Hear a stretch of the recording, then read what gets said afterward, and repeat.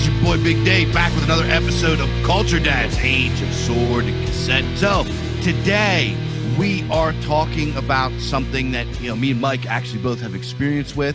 Here's something that I feel some kind of way about, right? We always talk about, like we did our cooking episode pretty recently where we wanted to like kind of get under the hood and explain to people about cooking, what's under the hood with cooking. Well, helping people develop their tastes better is something that I think is important, right? So people know what they're looking at with art, right? Why is this piece of art good? What makes good art? What makes bad art? What makes good food? What makes bad food? What makes a good song and what makes a bad song? What's under the hood from a song? And why is it just not like noise that we find pleasurable? A lot of people, they listen to music and they don't even like really understand anything about music. And we're going to kind of go into some of our favorite songs and talk about we're going to talk about everything under the hood as far as music writing goes, songwriting, because in my opinion, songwriting is what separates a good musician from a bad musician, and what makes an instrumentalist and turns them into an actual musician. You can be the greatest guitar player in the world, but if you don't write good songs, nobody's going to remember it. If you're the best drummer, or the best bass player, the best singer or whatever, if you don't have good songs, like you're not going to be remembered. And there's so many people out there that aren't really good instrumentalists that wrote great songs and they get heralded as some of the best in history. They get remembered. People love them. And we're going to have a few on the list here that we're going to talk about, people that weren't necessarily the best at their instrument or the best singer or whatever, but they just wrote great songs. And there are formulas to this, and there's different types of formulas, and there's different approaches and everything like that. So we're going to get right into it. But Mike, can you tell us how you got into songwriting and everything like that? Oh gosh, how I got into songwriting. That sort of dovetails with the story of how I got into music, really. And I think we talked about this in the episode of where we talked about the electric guitar. So I won't retell that story. But yeah, as for songwriting, so I mean, I was a musician going way back. I started playing guitar at the age of 8, and like at this point, sort of like in the timeline, or maybe a couple of years after I started playing guitar, there was a big sea change in music. Basically, in the changeover from the late 80s to the early 90s. What was kind of like really happening in the late 80s in terms of rock and guitar music was like, Motley Crue and Guns N' Roses and things like that. That was kind of like the new thing that was kind of hot at the time or whatever. It had been around for a few years or whatever, so it was getting a bit stale, but that was still kind of what was going on. And then like a absolute grenade got launched into that. Of course, Nirvana and grunge, Nevermind sort of exploded in like September of 1991, displaced Michael Jackson from the charts. It's a well-known story. This nobody band coming and just like upending everything and like ending careers. So this really hit me hard. This was, it made me love guitar music even more because it became so visceral and simple and like elemental and just like hit you in the gut kind of thing, right? Like I love a great technically gifted guitar player, but even more than that, I like guitar players that just go balls out, on stage and just like giving her, even if it's simple kind of thing. So that's kind of where when I started to like really play electric guitar, especially, was when that kind of shit was happening.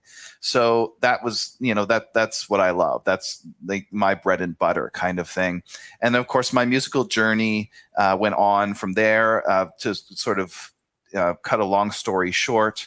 I got into Faith No More, which opened me up to like a whole bunch of different genres, one of which was prog rock. So I really at that point started to kind of move into complicated song structures, complicated musicianship, and like, instrumentality and everything like that, arrangements.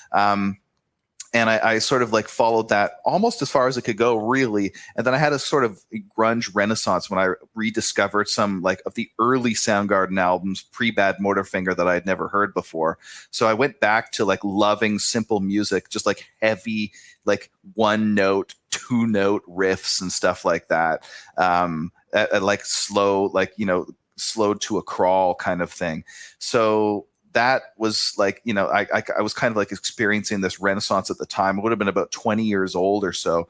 And I met this guy who, I don't want to dox anybody or like, you know, reveal too much about who people in my life are or whatever. But this guy was an unbelievable songwriting genius. Like, you know, if you've ever met somebody in your life that is like 190 IQ, like true genius, they are more than just smart. They are like another level of smart. They're almost like a they're like a qualitative leap beyond what normal people are in terms of intelligence. If you ever met somebody like that, you know there's a qualitative difference between them and normal people. That's the difference between this guy and like normal people in terms of songwriting and brilliance and just creative artistry. So we formed a band together and played for many years. It's a sad story because he ended up becoming a drug addict and the thing fell apart or whatever. But like, I learned so much from this dude. It's fucking unbelievable. Anyway, so, and he was also a huge grunge fan, a real like Kurt Cobain, like, you know, stan kind of guy. He loved Kurt Cobain so much. Anyway, so he really taught me how to write music. And, you know, of course, like learning growing up from all these greats, all, you know, the legends in the rock world. It actually took me many years before I wrote a real song. I probably didn't write a song till I was about 25 years old. It took me forever. But eventually, when I started late, I like to think that I made up for lost time, and I ended up writing quite a few songs, and a lot of them I think are pretty good, if I do say so myself. And you know, much of it is unreleased because a lot of it's just for my own pleasure or whatever. I ended up like writing about 3 or 4 albums worth of material that ended up actually never getting released. Maybe someday I'll play it and form a band and actually put it out and everything like that. It's very simple rock stuff, like, but I think really hooky and cool. But yeah, so I got into songwriting through that vector, and that kind of gives you a bit of an idea of like what I value in songwriting and everything like that. So that's my story. Dave, how did you get into it? I never went to school or anything like that. I am complete with everything. I'm an autodidact, right? I fell in love with Black Sabbath when I was like 6 years old. Everybody's heard that story. And then later on, I got into other metal bands, you know, your Panteras and your Iron Maidens and your Judas Priests and your King Diamonds and so on and so forth. And I started playing guitar when I was about, you know, everybody heard my guitar story, so I'm not going to go too far. But I have always been one of those people that I've never really been a great guitar player. I've never really been a really exceptional singer, but I feel that I'm a pretty good songwriter. And I think a lot of that comes from storytelling, right? I've always loved fiction. I've always loved fantasy. I've always loved these types of film, right? I have this, and this is actually a friend of mine told me this. He's like, because me and a friend of mine, when we were like teenagers, I guess we were a little older than teenagers. We were trying to form a band. The band never got going. We could never find a drummer, et cetera, et cetera. But we had like 3-4 songs that we wrote, and they were pretty catchy. They were pretty good songs for how old we were and our skill level. They were pretty good songs. I could probably actually still sing the choruses today. And he's like, these are good songs. He told me, he goes, he's like, you approach songwriting just like the books that you like. And that's kind of stuck with me. And that sort of became my formula for how I approach songwriting consciously from then on, is that I look at a song almost like I look at a story. It has a narrative. It has a plot. It has a beginning. It has a crescendo, like the height of the story. It resolves at the end, and then it's got to wrap up in a nice way. a song to me is not too much different than a storyline. So I very much approach writing music like that, and I very much enjoy music that is written like that. A lot of my favorite songs are, you guys know me. I like 5 things, right? I don't go too far. I am very Tyrrhic in my tastes. I don't really go too crazy. Sometimes I'll get into some experimental stuff, but I really love tried and true traditional songwriting where you have an intro, you have a verse riff, you have a chorus riff, you have a bridge, you have XYZ, and then you have an outro. I love it when people take that and you don't even feel that, because sometimes you listen to a song and you're like, okay, here comes the chorus. Okay, here comes this, here comes that, blah, blah, blah. But when a really good song has that, but you're not consciously thinking that. It's almost like you're thrusted into the experience of the song, and you get immersed into the song, and then it's over, and you're not even thinking about the formula. It's just, you're just like, that was a great song. It took me on a journey, right? And the content, the lyrical matter doesn't even have to be about some telling like a story like that. Could be about personal issues. It could be about whatever. As long as the song itself, in my opinion, kind of takes you on some type of journey, and you feel some kind of way, and there's certain things that there's build-ups and crescendos and parts that go hard and break down, and as long as it has those things, I think that there's kind of so music theory guys would probably disagree with me, and they think that it's all formulaic and you could just break it down to numbers. But I don't understand music theory too much. I mean, I know a little bit. I understand what they're talking about, but I've never officially learned music theory. To me, it's all just kind of intuitive and by the ear and from the heart and everything like that. And I think that some of the best songs are written like that. If that makes sense.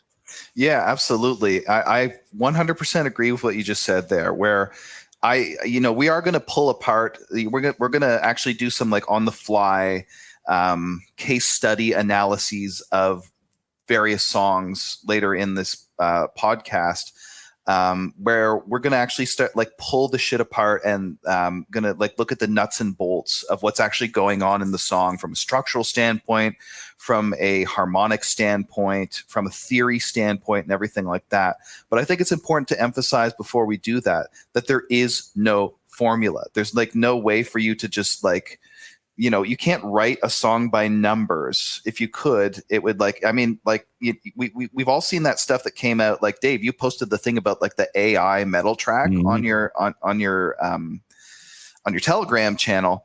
And I mean, like when I saw that, I was like, it's just boring, right? Like It's impressive, but it doesn't like get my gears turning. It doesn't get my blood pumping. There's a reason for that. It's because it is done literally by a formula, right? Like it's an algorithm that has come up with that song. There's no way to algorithmically write a song, right? And in some sense, like hopefully we're not going to wreck any of these songs for people that we look at, because, there's a sense in which, the old saying that like a joke is like a frog. When you dissect it, it dies. Hopefully this isn't going to happen for anybody's favorite song here, but it's all just to say that these things, like, and any of these like brilliant songwriters that we're going to look at, none of them like, planned the shit out, right? Like none of them sat down and said, okay, well, I'm going to put a major third here, and then I'm going to do a, harmonic sort of like thing, over here and everything. Nobody does that. They just do it by ear, right? And I mean, there's sometimes people will write vocal harmonies and they'll think about like the actual like harmonic theory and everything, but nobody like writes a hook that way because it doesn't work like that, right? Like these things are like inspiration. The muses are fickle. They are very, very fickle, right? It's hard to sit down and write a song. Like, there's a famous like anecdote from the Beatles where Paul McCartney and John Lennon were asked like, how do you write a song? And they're like, well, we just sit down and write a song. Right? Like that's, you can't just do that. I can't do that. Maybe some people can. But I can't just like sit down and then just be like, okay, here's a song. And then boom, it's like, there's no formulaic way to do it. Right? Like the muses, they come and go as they please. Right? Like they are very fickle. They come and go. There's like the invocation to Hesiod's Theogony, that's one of the oldest poems in the Western canon, begins with him invoking the muses, and then they come to him and they lead him up the Mount Helicon. And what are these muses? They're teenage girls, right? Like they're the most fucking fickle thing you can imagine, right?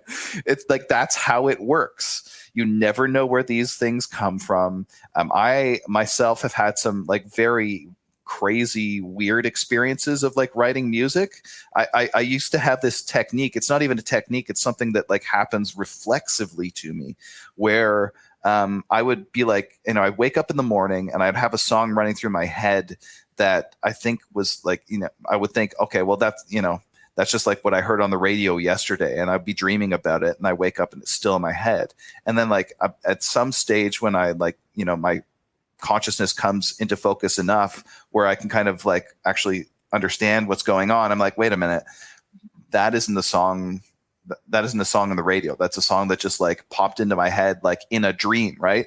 And then I would like quickly like kick off the sheets and like scramble over to the guitar and then just like transcribe the shit before it flew away, which it would always do like instantly if I didn't do that.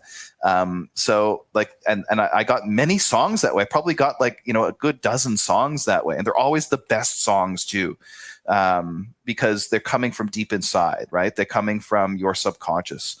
All of the shit that we're going to talk about, all of the wonderful songwriting, like, tricks and things that people do, they're just brilliant, are happening below the level that they're happening subliminally, right? Below the threshold of consciousness. This is not something that you can do formulaically. I cannot overemphasize that. So yeah, I agree with what you said there, Dave. But it's interesting also what you said about what it is that you value in a song in terms of songwriting and as a narrative and as a story, like as storytelling. I think that this really actually gives me some insight into like why you like the kind of music that you like. And maybe even how you and I differ a little bit in our tastes. Like we agree a lot on like what we like and everything. Mm-hmm. But for me, lyrics are like not the focus of the song, and a song being about something or a song having a story behind it is actually it's quite optional for me. That doesn't make or break a song for me, but it's great when people do it well. But it's not something that is like, if I was to like list my top 10 favorite songs of all time, probably only a few of them would be like a story. You know what I mean?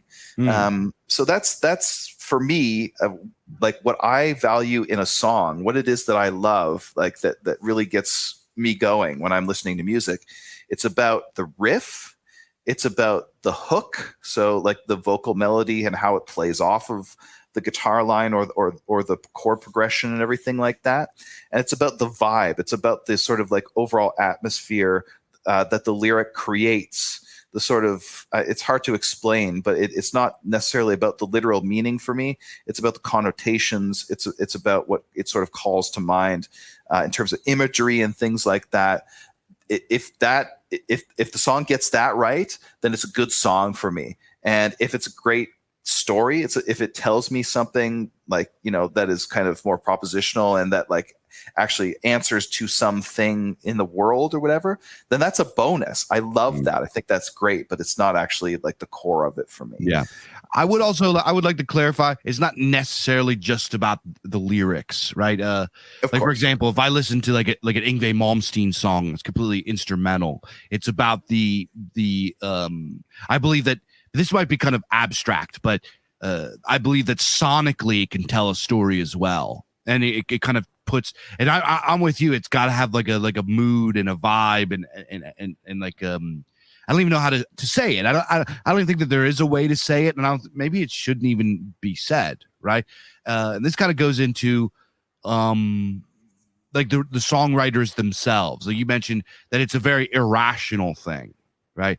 I was just talking about this on another podcast, and I've brought this up many, many times, that really great writers, for example, like Frank Herbert, J.R.R. Tolkien, when they would go to the writers and they would say, well, what was the message behind your story? They're like, fuck, I don't know. Like, what? I don't know. Just whatever it is. I was just trying to tell a story. There's no allegories or anything, blah, blah, blah. It's the same thing. You go watch interviews with Tony Iommi. You're going to hear me talk about Tony Iommi probably 1,000 times in this episode. Good. Tony Iommi, they say, yo, well, what'd you think about this? He's like, I don't know. I was just trying to make something that sounded good. He had no idea. There was nothing consciously in there. And he doesn't even like really regard himself as a good guitar player. So when people are like, you're this legend, he's like, oh, come on, man. I was just trying to get something to make it work. I was just trying to make something that sounded kind of good. And, but in reality, he's a legend because that's what he did. And he just had that spiritual quality to do that. And if you ever sit down with musicians that like click well together, it's kind of weird and retarded when you sit there and hear them listen. You sit there and listen to them write a song because they just jam it out. At least I do with the guys that I've always played with. No, do something that sounds like this. All right, dude, no, play something that sounds. Instead of doing da-da-da, go da-da-da-da-da. You know what I mean? It makes no sense. You're just kind of making sound. But they know exactly what you're talking about, though. Like, you don't have to speak the language, right? There's almost like it's unspoken. I know exactly what you're talking about. Exactly. And there's been guys that I played with. I had a bass player. He's an old friend of mine that I jammed with probably in like 3 different bands. And this guy knew me so well as a guitar player that if I'm playing a riff, he could predict. Like, it could be a riff that I just completely made up. He could predict where I was going to go next. Like I was like, how did you play that? He's like, I don't know. I just knew where you're going with it. I was like, so there's these, you kind of get these tendencies of songwriting tendencies. And there's a lot that goes into it that is not rational, that is not formulaic or scientific. It's just, I guess, post hoc, when you look back on it and you analyze it, it can be, but in the moment it's not, in my opinion. So I think that's why songwriting is so beautiful, and that's why a lot of times when you get into things like really scientific formulaic approaches, like you mentioned the AI music, and this is what's dangerous about the AI music is that most normies are going to like it. Yeah, and, they're going to be, oh, that sounds like, because it's just they don't have it in their brain meat to be like, wow, this is an interesting piece of art. They just kind of consume, right? So let's get started in these songs. Yeah, good idea. Okay, so one of the things that I wanted to unpack here in terms of like how songs come together and everything is song structure. And I just want to tell a little anecdote here that'll lead into it. So when I was a working musician and then studying to be an audio engineer, I was very poor. And one of the things that I did for money was I actually volunteered, but like also got paid a little tiny bit. It was so little that it was basically a volunteer job at a Native youth center in the city that I lived in. And what I was doing there was basically teaching guitar lessons, teaching music and everything to these kids that like would never be able to afford guitar lessons or anything at all like that. And it was like a group lesson. So like a group, like a class or whatever that I would teach. And, kids would bring in their guitars, and the center actually would have guitars that they would lend to them. It was really cool and everything. These disadvantaged like kids. And so I would teach them songs. And a lot of times what they would do is they would say like, hey, Mike, I want to learn this song. Can you teach me that song? And a lot of times it would be like they want to learn a song that's actually way above their pay grade or whatever. But sometimes they'd like hit on something where they'd be like, yeah, okay, I could teach you that. You're probably at the level to learn that or whatever.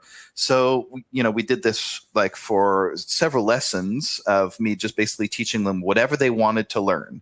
And then one thing that we did one time that sort of caught on and became a thing, and it started to actually attract a lot more kids that would come to the classes, was I would do songwriting classes, right? So what I would do here is I would take a song, and usually it was a song that I would pick, but sometimes they'd pick the song or whatever, and we'd listen to it. And I had like this whiteboard. So I'd be standing in front of the whiteboard. We'd listen to the song, and I would write down what's going on. So I'd be like, okay, this is the intro, this is the verse, this is the chorus, and so on and so forth. But there's all these other things. Like everybody knows what an intro is, an outro. Everybody knows what a verse is. Everybody knows what a chorus is. Not everybody knows like, you know, what a tag is, or like what a pre-chorus is. I guess you could like, you know, work it out based on like what the words mean or whatever.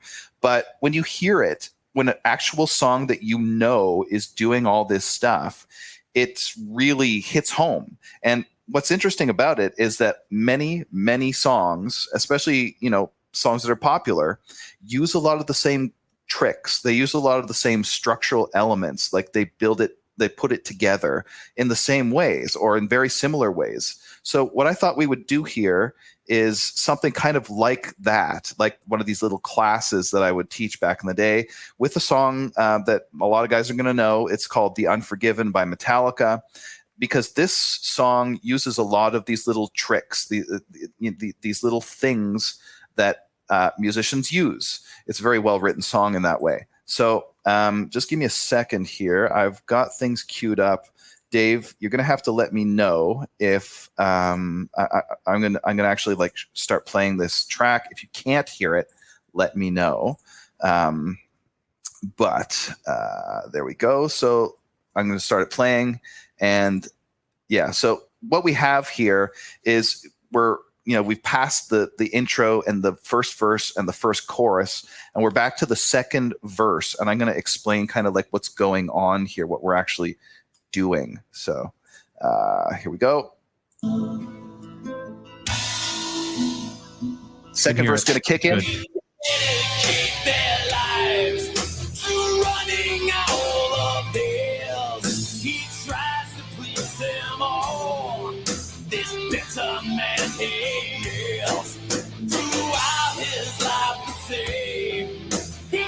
So what you're hearing here basically is, it's a repeating motif, and that's going to change right here. Something's different is happening right there, right? And it's connected to the verse that's just passed. It's called the pre-chorus. So what we've got here is a kind of like lead up to now the chorus.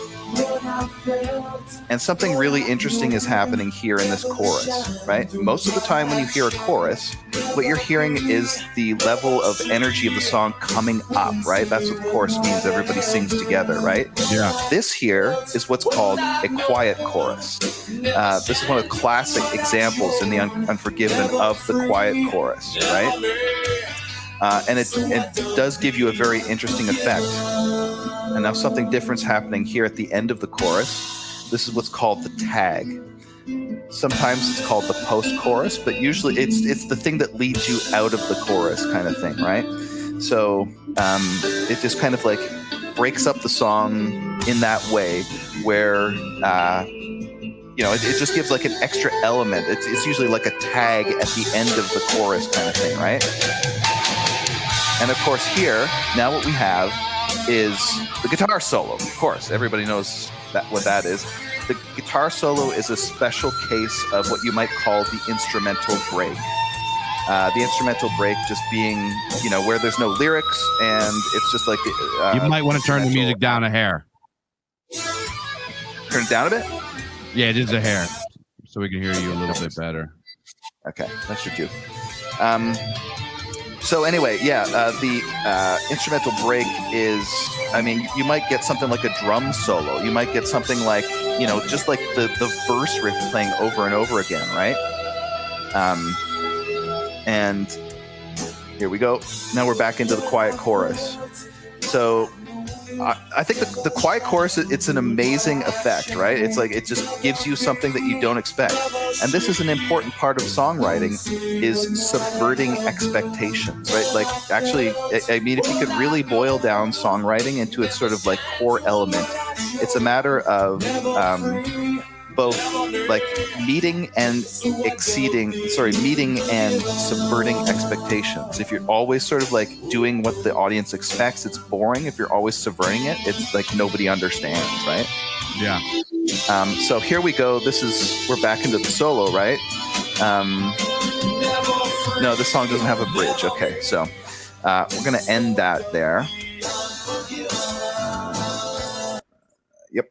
So anyway, that gives you a bit of an idea of what the different aspects, the different structural elements of the song are. You've got your intro. Everybody knows what that is. You've got the verse. Everybody knows what that is. Then you've got the pre-chorus, which is this sort of like, usually because the chorus is something that actually, ups the energy level. Usually the pre-chorus is sort of like priming you. It's like pumping you for the chorus. Yeah. And typically the chorus will then like explode into like this, like, just energy, like the energy level comes up. A lot of times the actual volume level comes up. A lot of times it adds elements in. You get a lot of like vocal harmonies and things like that. Of course, the quiet chorus does something, it does the opposite, sort of subverts that expectation that we all have. And then the tag or the post chorus is the thing that just sort of like acts at the end of the chorus to signal that like there's going to be a change. And then when you get that change over to the verse, it's like you get that tension. Something's going to happen. That it's going to change, and it gets back into the verse. Mm-hmm. Sometimes it actually subverts that expectation, and that can be sort of like its own cool thing or whatever. We didn't talk about the bridge because that song doesn't have a bridge, but the bridge is this section, usually in the middle of the song or towards the end, where just like a completely unprecedented element that doesn't actually repeat ever in the song comes in. Mm-hmm.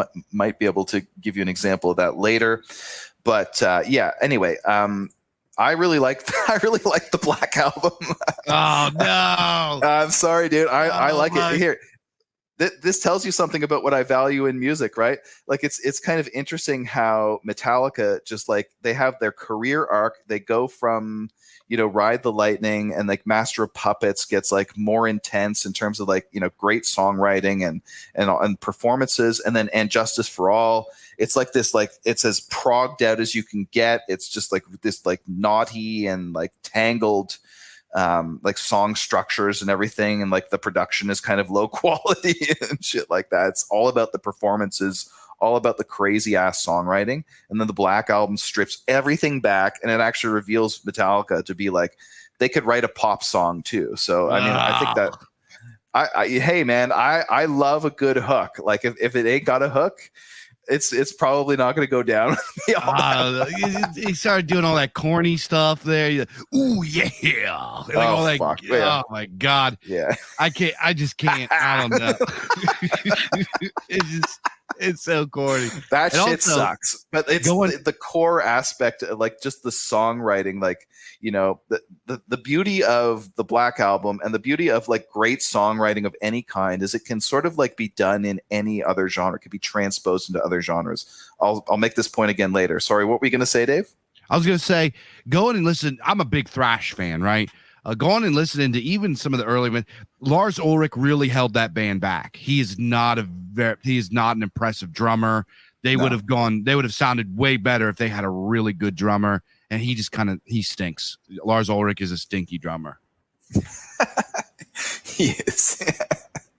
I wonder how many takes they had to do that double kick shit, like in the middle of one. You know what I mean? Like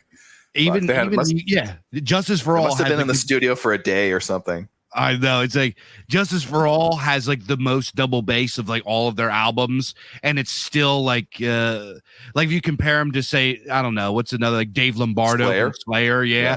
Dave Lombardo on his worst day blows out Lars Ulrich's best drum performance. And Dave Lombardo isn't even the tippy top. You know what I mean? There's guys out there, Paul Bostaph, thrash drummers that are just fantastic, and he just ain't it, And we're not even going to get into like death metal and black metal drummers. Those guys are like the best drummers ever. You know what I mean? Yeah, they're unbelievable for sure. Let's go to the next song.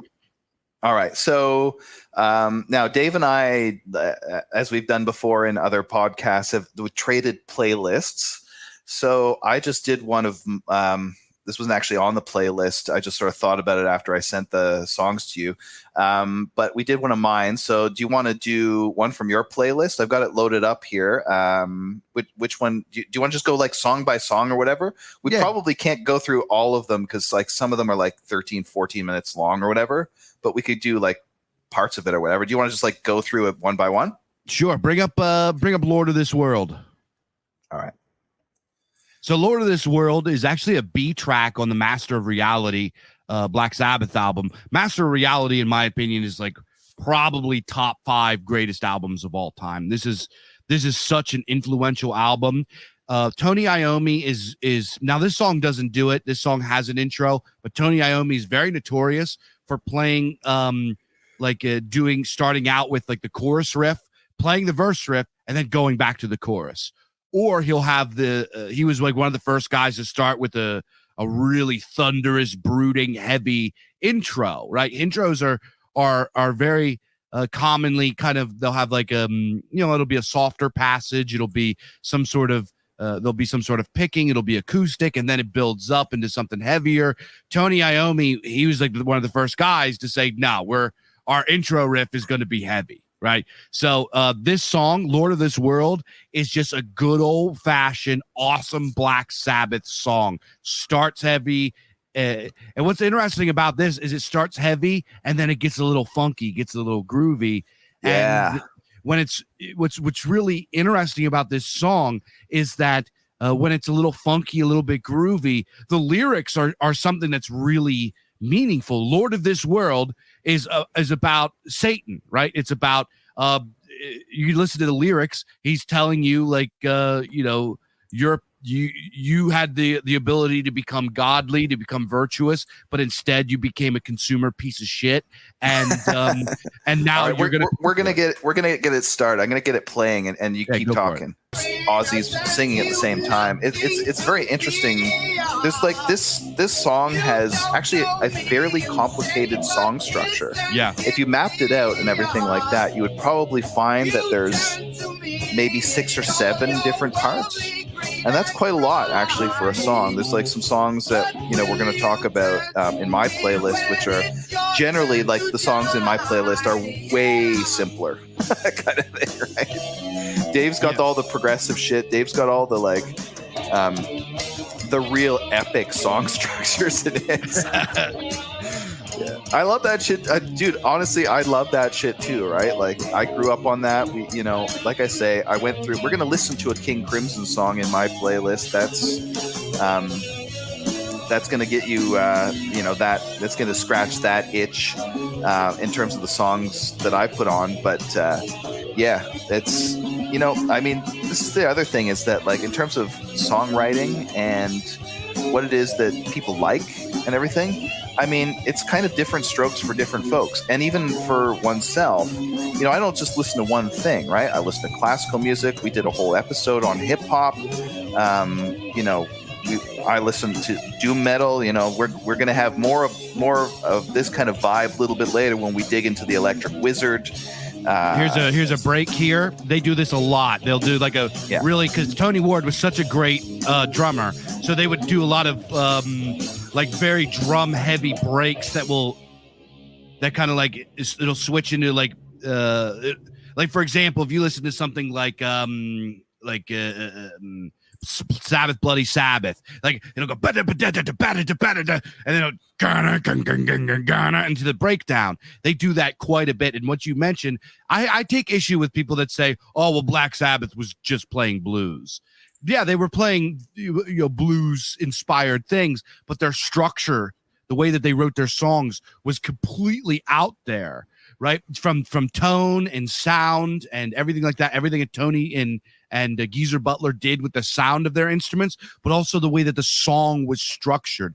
False starts, abrupt stops, changes. Then they would have these weird spaced out psychedelic passages that made no sense. They did a lot of really creative. Black Sabbath was actually a very experimental band. They were very experimental with their song structure. Nothing sounded like them, right? Like they were just a shot out of the dark. They came out of nowhere and were doing something completely different. I mean, people who say they were just a blues band, well, obviously they weren't, because they created a whole new genre, right? And it's a genre that stood the test of time. It's a genre that's had many variations put on and everything. And this is like what makes a great genre, whether it's punk or whether it's metal or whether it's classical music or whatever, is the fact that you can actually transpose all kinds of different stuff onto it. So Yeah. So the one I've got queued up here, this is Mad Season, which a lot of guys probably won't know unless you really like your grunge. This is like a grunge super group. It's Lane Staley from Alice in Chains, the guitar player from Pearl Jam, and a few others. And so I'm just going to start it playing here. That is the sound of a guy reckoning with a severe heroin addiction who knows he's going to die. The first like half of the song actually reminds me of, speaking of Black Sabbath, Planet Caravan, where a lot of people love that song. That is the same riff over and over again for like 5 minutes. And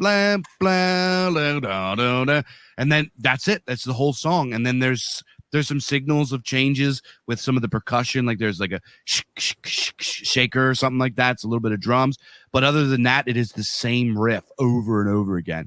And a lot of people, they I love that song. Yeah, well, it's just he plays the same thing over and over again for 4 fucking minutes. That's a favorite Sabbath tune, right? Like it's so legendary. Like Pantera covered it. What an amazing band to cover that. Yeah. All right, so we're gonna pull up one of yours here as well. This is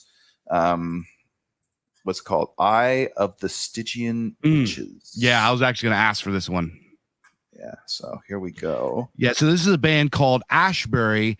They started in the 80s. They're pretty cool because it's two twin brothers, and they started this band in the 80s. They're kind of like a cult following. They're a little bit offbeat from typical metal because they have a lot of folky elements. I really like this track. I was like, actually, Lord of This World, when I first listened, Lord of This World was geo-blocked or some gay shit, and this was the first one I listened to. I was like, this is fucking awesome. I know I've heard of this band, but this is my first encounter with them, and this is really cool. I liked it a lot. So it starts out with like almost like a Doobie Brothers kind of folky, kind of southern picking thing with the two guitars, and then it has the cool the bass supporting it. So it starts out very folky, like a ballad. What year would you say that this came out? Roughly. I can't remember what year. I know their first album was like 85 or something like that. From above and the land where Zeus gave the commands to be the spell of a vixen, where typical chorus, but it's cool because it has the harmonized vocals and everything like that. Yeah, that's a classic post-chorus songwriting trope, you know what I mean? Kind of thing. I love how the harmonized vocals. Yeah, it's very typical, but it's very memorable because they rhyme the same word 4 times. And then the post-chorus there has that cool dual guitar thing, which makes it very, very memorable. It's very, very catchy. It's a great song. Yeah, and it's a story. I mean, you can tell that there is something going on here. There's a narrative that they're talking about, right? There's not just like imagery, and I like that. You know, I don't dislike songs that are just sort of like one image after another, but there's definitely like a narrative going on here.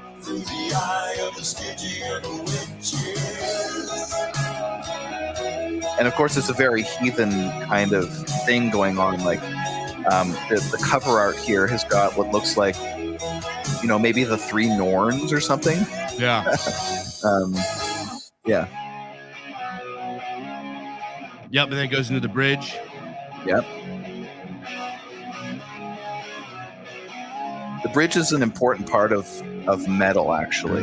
You know, I mean, some people call it like the breakdown, and maybe you could consider that a distinct, you know, the bridge and the breakdown might be something like a little bit different one from the other, but it's so important in metal. You hear it all the time, right? Like halfway through the song, you get this like part that just like completely sticks out and just, you know, delivers a sort of something that you hadn't heard yet, and it just goes for a while and then it doesn't come back, kind of thing, right? And a lot of times it's sort of bound up with the instrumental break, like there's a guitar solo or a keyboard or something like that. I think that's what's going on in this song, actually, where this is like something that, you know, we'll get back to the verse and chorus kind of structure or whatever. But yeah, this bit doesn't come back. And I would also like to, you mentioned about Stanley having this very authentic voice. He's not really an exceptional range or vocal talent. He's very good, but he just sounds authentic. These guys, there's nothing really, they don't have a crazy range. In fact, you can hear sometimes they struggle with range, but they have that good old down-home vocal tone. And because they're twins, they sound the same, and they just sound good together. Like you could hear, these guys sound like a really good like festival band or something. You know what I mean?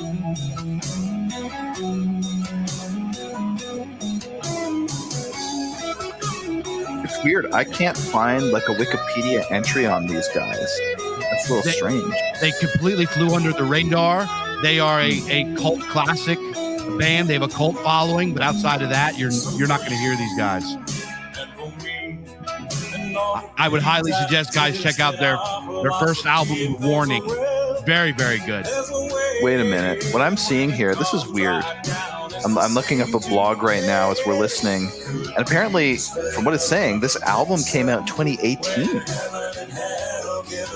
don't know. Anyway.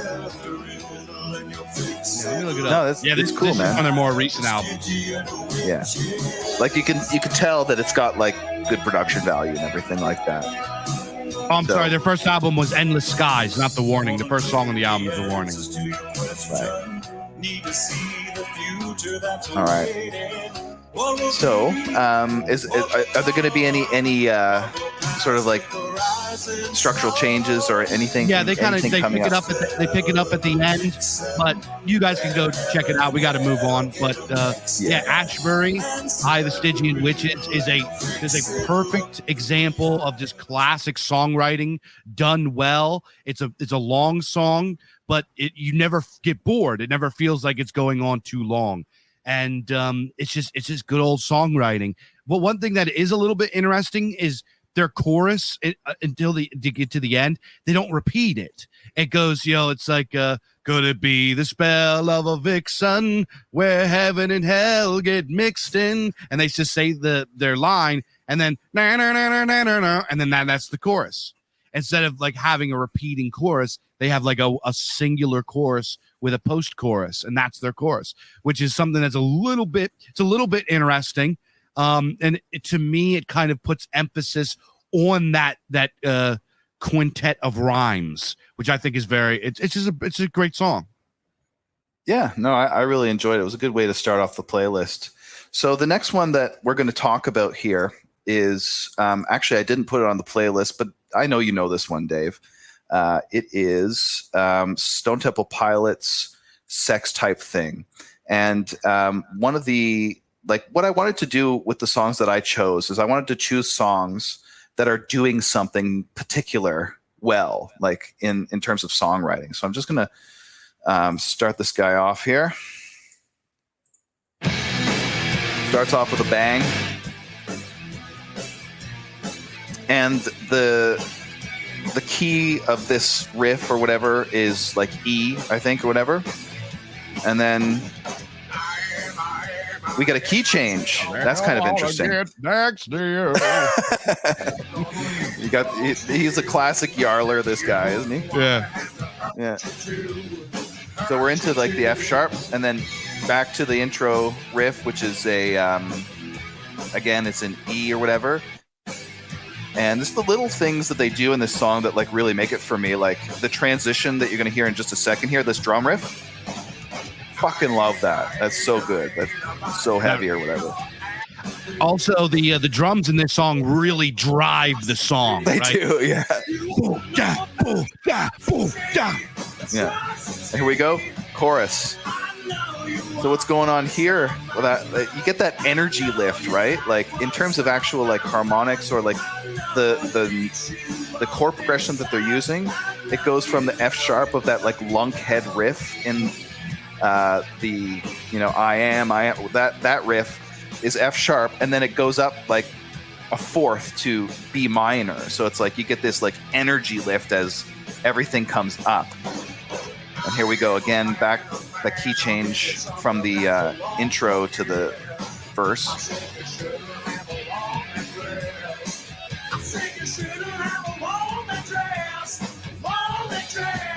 There we go. Now there's something interesting happening here. Have a close listen to that chorus. All right. Now we get another bit here. This is the tag, right? This is the post-chorus. And what's interesting here in this, like the harmonic aspect of it, that tag is in a very, very weird key. I don't know if you could even call it a key. It's a tonality called augmented. You don't get this very often. It's sort of like diminished, but slightly different. And it gives it this weird open sound. Here comes the chorus. What's interesting about the vocal line in the chorus here, and I'll sort of like dig into it a little bit after the song stops, is that his vocal delivery is syncopated.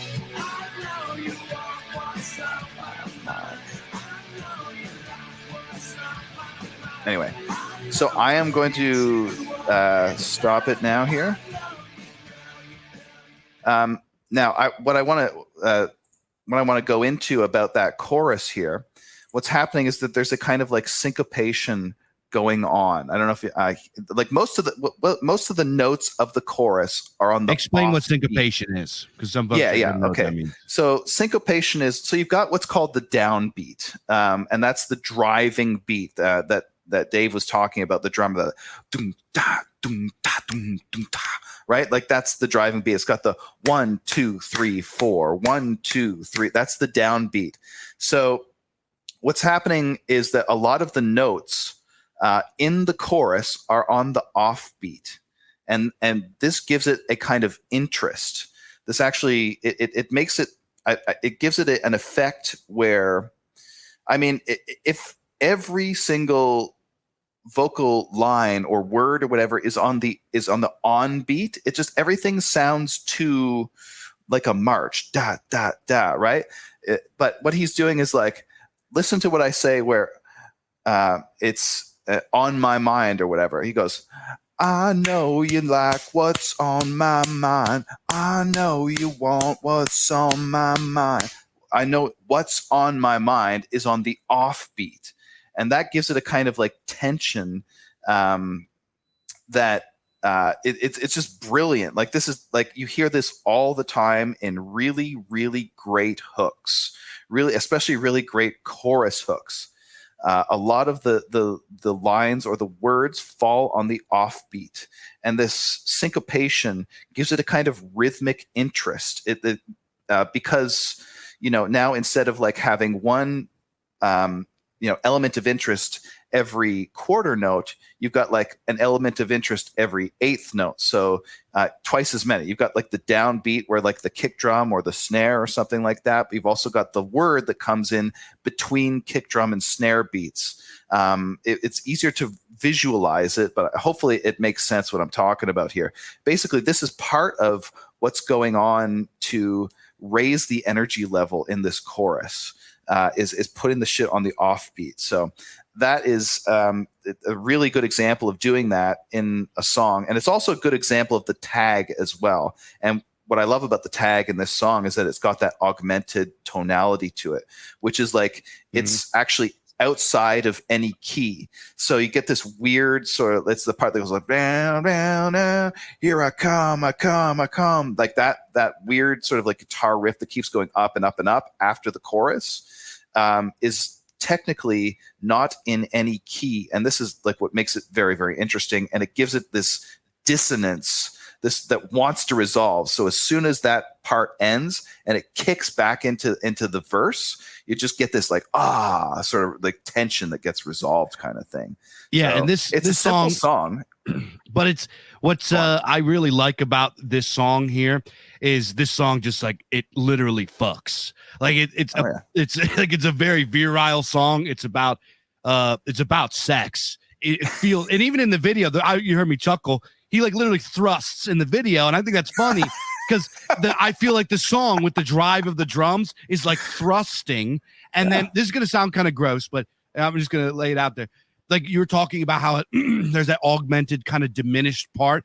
It has like, because like when you get down with a lady and you have like a very lustful kind of drunk, crazy night with a woman, it's dirty, it's nasty, but it's like, oh, it's animalistic, right?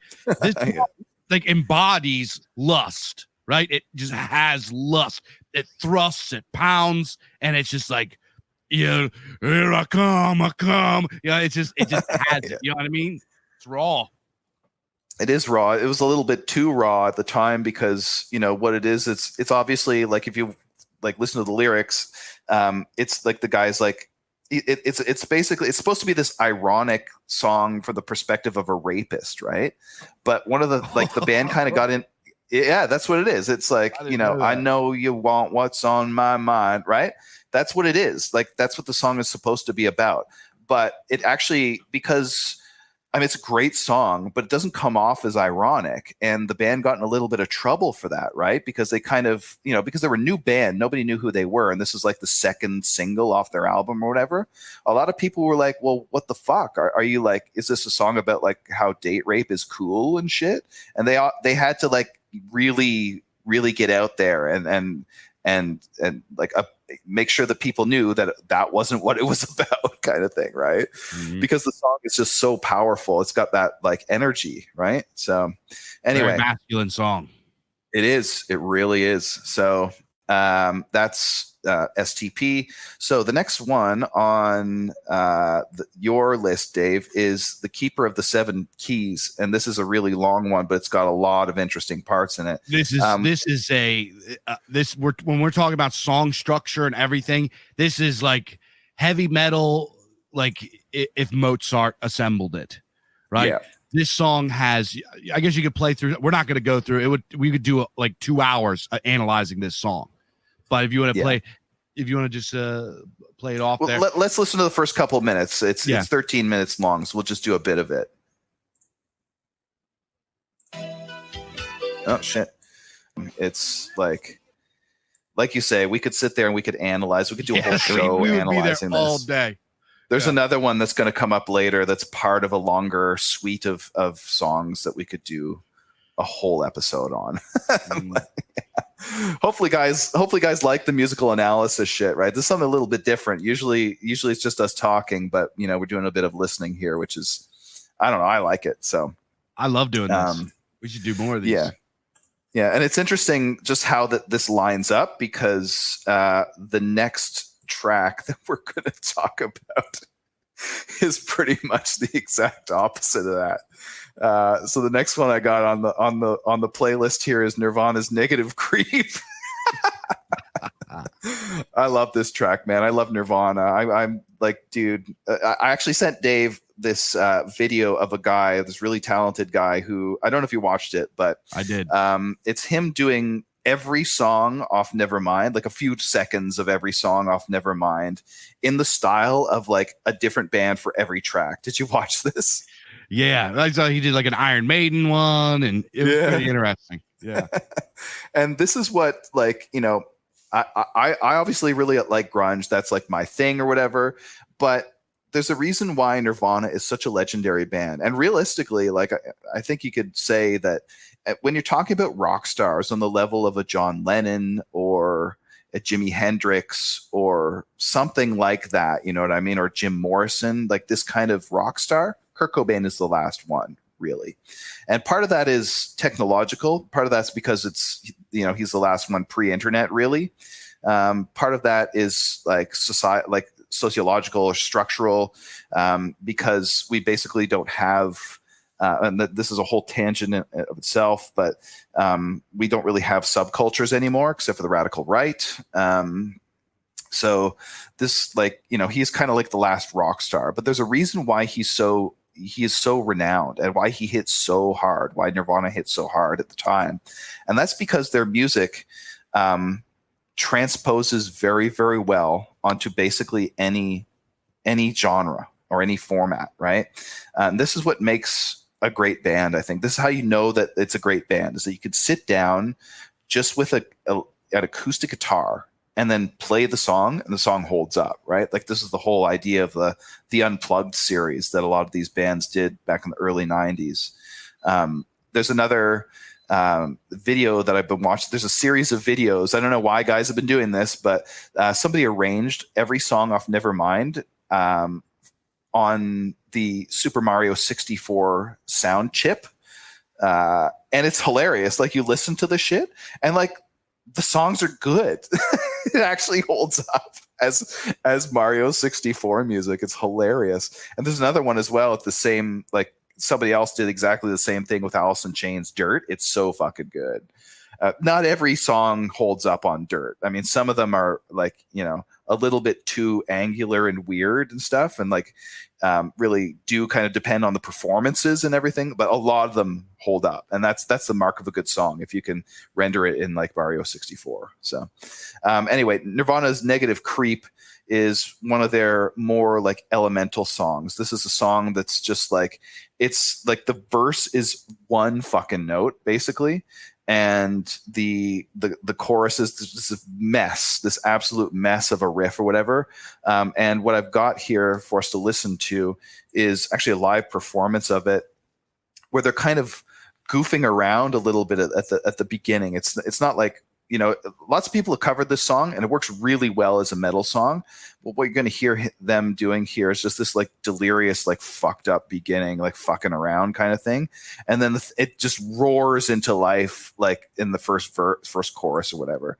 So yeah, this is such a fucking good song.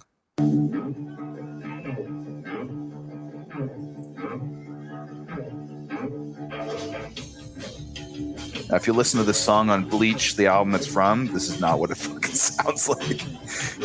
They just get right into the rage straight away. But they're obviously fucking around on stage here.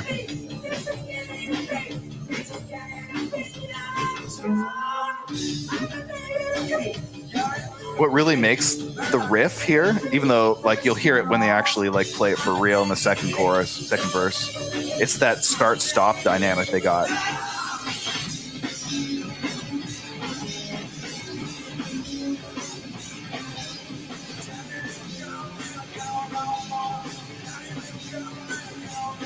It's just so repetitive.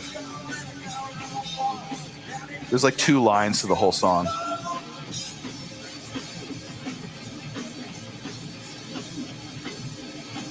This is animal rage. This is animal rage. That's what makes it there. It's that stop-start. Is it even like really about anything, or is he just kind of... No, not about anything. It's just pure fucking vibe. Pure rage. Actually, I think it is about something. I think it's about like how a girl called him a negative creep one time when he was creeping her out when he was stoned. That's what the song's about. That's all you need to make a legendary fucking punk song. Maybe that says more about punk than anything else. Okay, here's the instrumental break. It's not a solo. They don't need fucking solos. I love it. The drum stopping and starting is what makes that fucking riff. It's like they're just going so fucking hard on stage. And what's interesting is that the chorus is complicated. Like, I mean, this live performance version of it, it's a little muddy, but like the riff that's going on there over that like repetitive line, the repetitive vocal line, it's like this very complicated Phrygian guitar riff. This very, very, dissonant thing that's going on. All right, so that's the end of that. Now, what I want to sort of point out about that is, like I say, it's repetitive in the extreme, and you get this like extreme sort of contrast between the verse, which is just that like one note, that basically like one note thing or whatever, and the chorus, it just gets like really sloppy and messy and complicated, and he's just like yelling that chorus over and over again. and lyrically, even though like the content of the lyrics is not that interesting, it's like what's going on sonically is kind of interesting. It's just the lyrics are, this is out of my reach, this is out of my reach and it's grown, this is getting to be a drone, I'm a negative creep when I'm stoned, right? So it's just those three lines, but you get like that thing that I was saying in the hip hop episode when we're talking about Earl Sweatshirt, where Earl, who does like a lot more complicated stuff with like internal rhyme and everything like that, basically every line is sort of like doing a thing or whatever. In his case, in this one, it's like, this is on my reach and it's grown. It's going back and forth between the E and the aw thing, right? This is like it sort of gives it that like structure. But I mean, this song here, there's nothing to it, right? But it's just so like it's just so balls to the wall. It's just like it's just a pure energy, right? Like it's just it's hard to explain, but that's just what punk is about, right? It's about the simplest shit you could imagine. It's about a guy picking up a guitar, doesn't know how the fuck to play, but still is able to like do something that's just like completely it's just so exciting. I don't know. I can't say enough about this song. It's kind of hard to explain what's so good about it because it's so elemental. It's so stripped back to like just the basics, just the absolute fucking basics. And what really makes it is actually Dave Grohl's drum performance, I think, even though he's not the original drummer on this song. So it's those stop-start dynamics that like Nirvana was really, really well known for. They did a lot on In Utero, which is kind of interesting because Nevermind was like their pop album. Really, it was the one where they like really the songwriting really shone, and then In Utero was the record where they kind of tried to like purposefully alienate their fan base, like all these like fly by night like people who like loved it because it was on top 40 radio or whatever. They're like, well, you're gonna really like the next album, and it's like that. It's more of that shit. It's just like Bleach kind of shit all over again. So anyway, yeah. So the next one that we're going to talk about, unless Dave, you want to say something about that one, is Nevermore. So let me bring this up here. So speaking of, I put this one in there. Nevermore always has interesting song structure and great songwriting, but this song is like really, really about the story. This song here is about Warrell Dane, the singer, his girlfriend, who was actually, I believe it was his fiance, like the love of his life. They were part of some weird new age Christian cult thing, right? And they got into an argument about the cult, and his girl went off and she got strangled and raped and murdered at a truck stop. And she was declared missing for a long time until they found her body. So that was like the last encounter, like last interaction that they had together. And this song is about his depression, waiting for her to come back. Yeah. He can't get over that she's gone.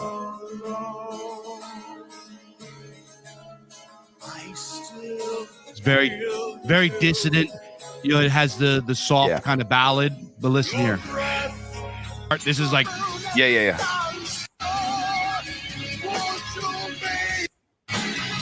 Like that you're hearing right now, that sort of like minor key chord on the outro is something that's completely like you don't hear that in any other part of the song, right? No.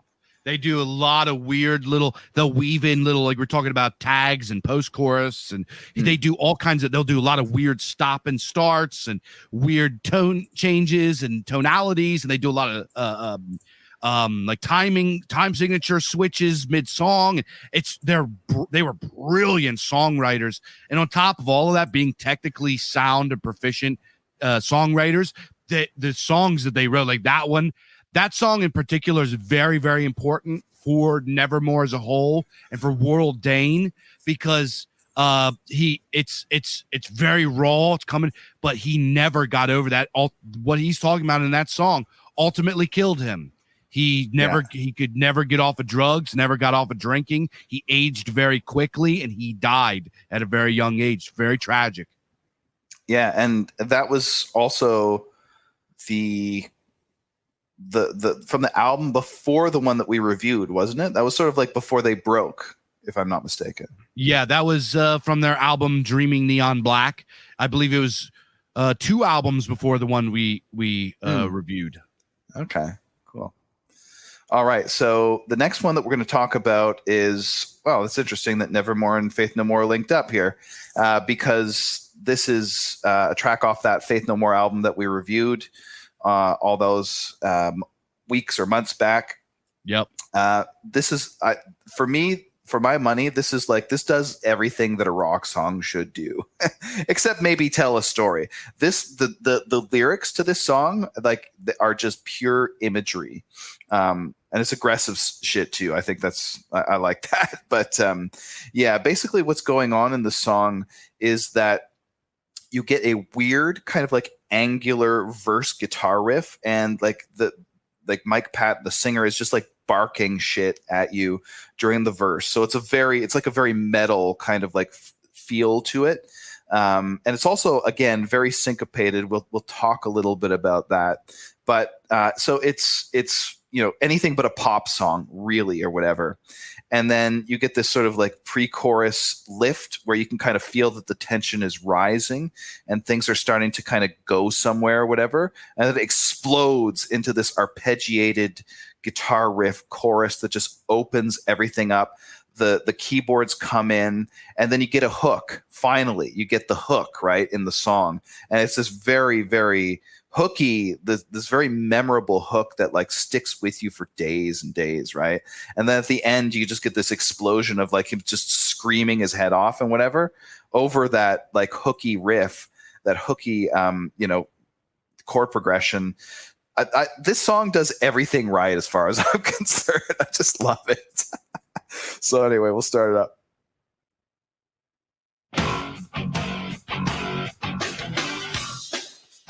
Very spare too. Just like the guitar completely drops out and you just get that drum and bass thing. It's quick, but it also has space. Yeah.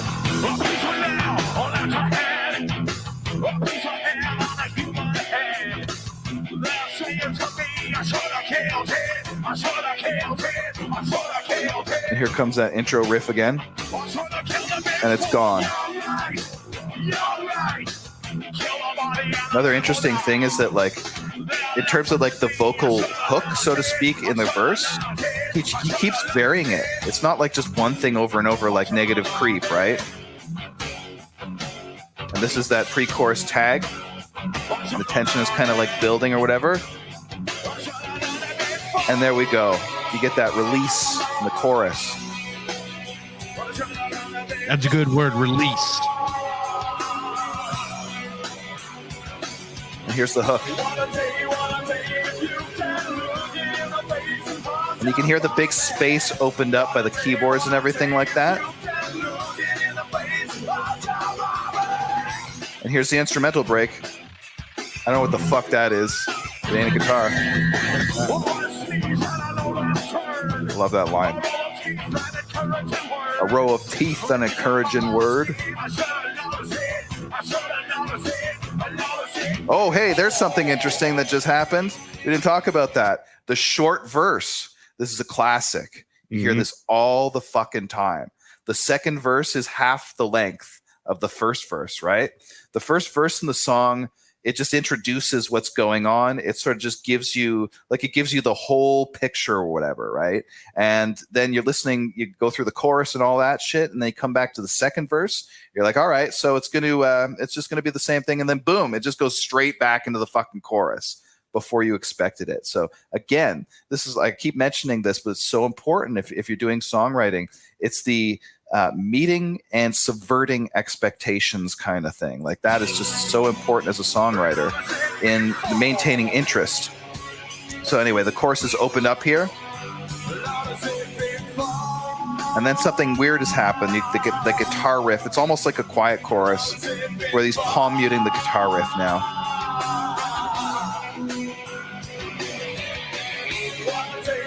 Then we get the hook. Very simple chord progression, just going back between E minor and D.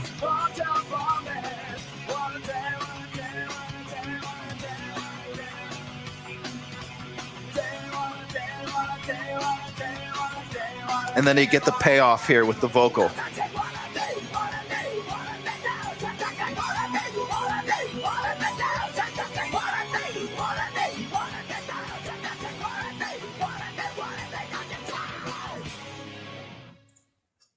It's interesting that he's got he's got the gruff sound to his vocals, that real kind of guttural deep throat, and then he comes out with this like fry scream. He's got both. Most people have one or the other. They don't have both. This guy has both. Yeah.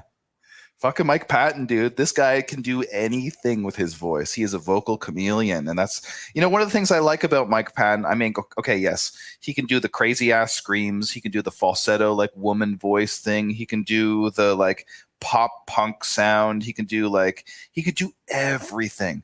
But what I really like about Mike Patton the most is he's got a good knack for melody.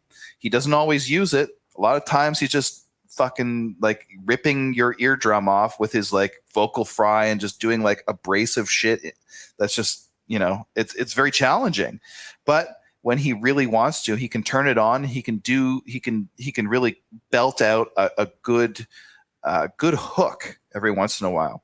So, whatever. I'm not going to go into that. I was just going to say something about syncopation or whatever again. We're going to talk about that again a little bit. But anyway, I think that this song for my money is like it's a textbook illustration of what you can do with interesting songwriting. Now, it may not be your favorite song in the world. It may not be top 40 song or whatever it is, but it's just doing so much stuff. So that's what I like about it. All right. The next one that we're going to talk about is kind of from the same era here. And it is another one of my favorite bands, actually. We are going to talk about Pantera. All right. Dave, tell us, why did you choose this one?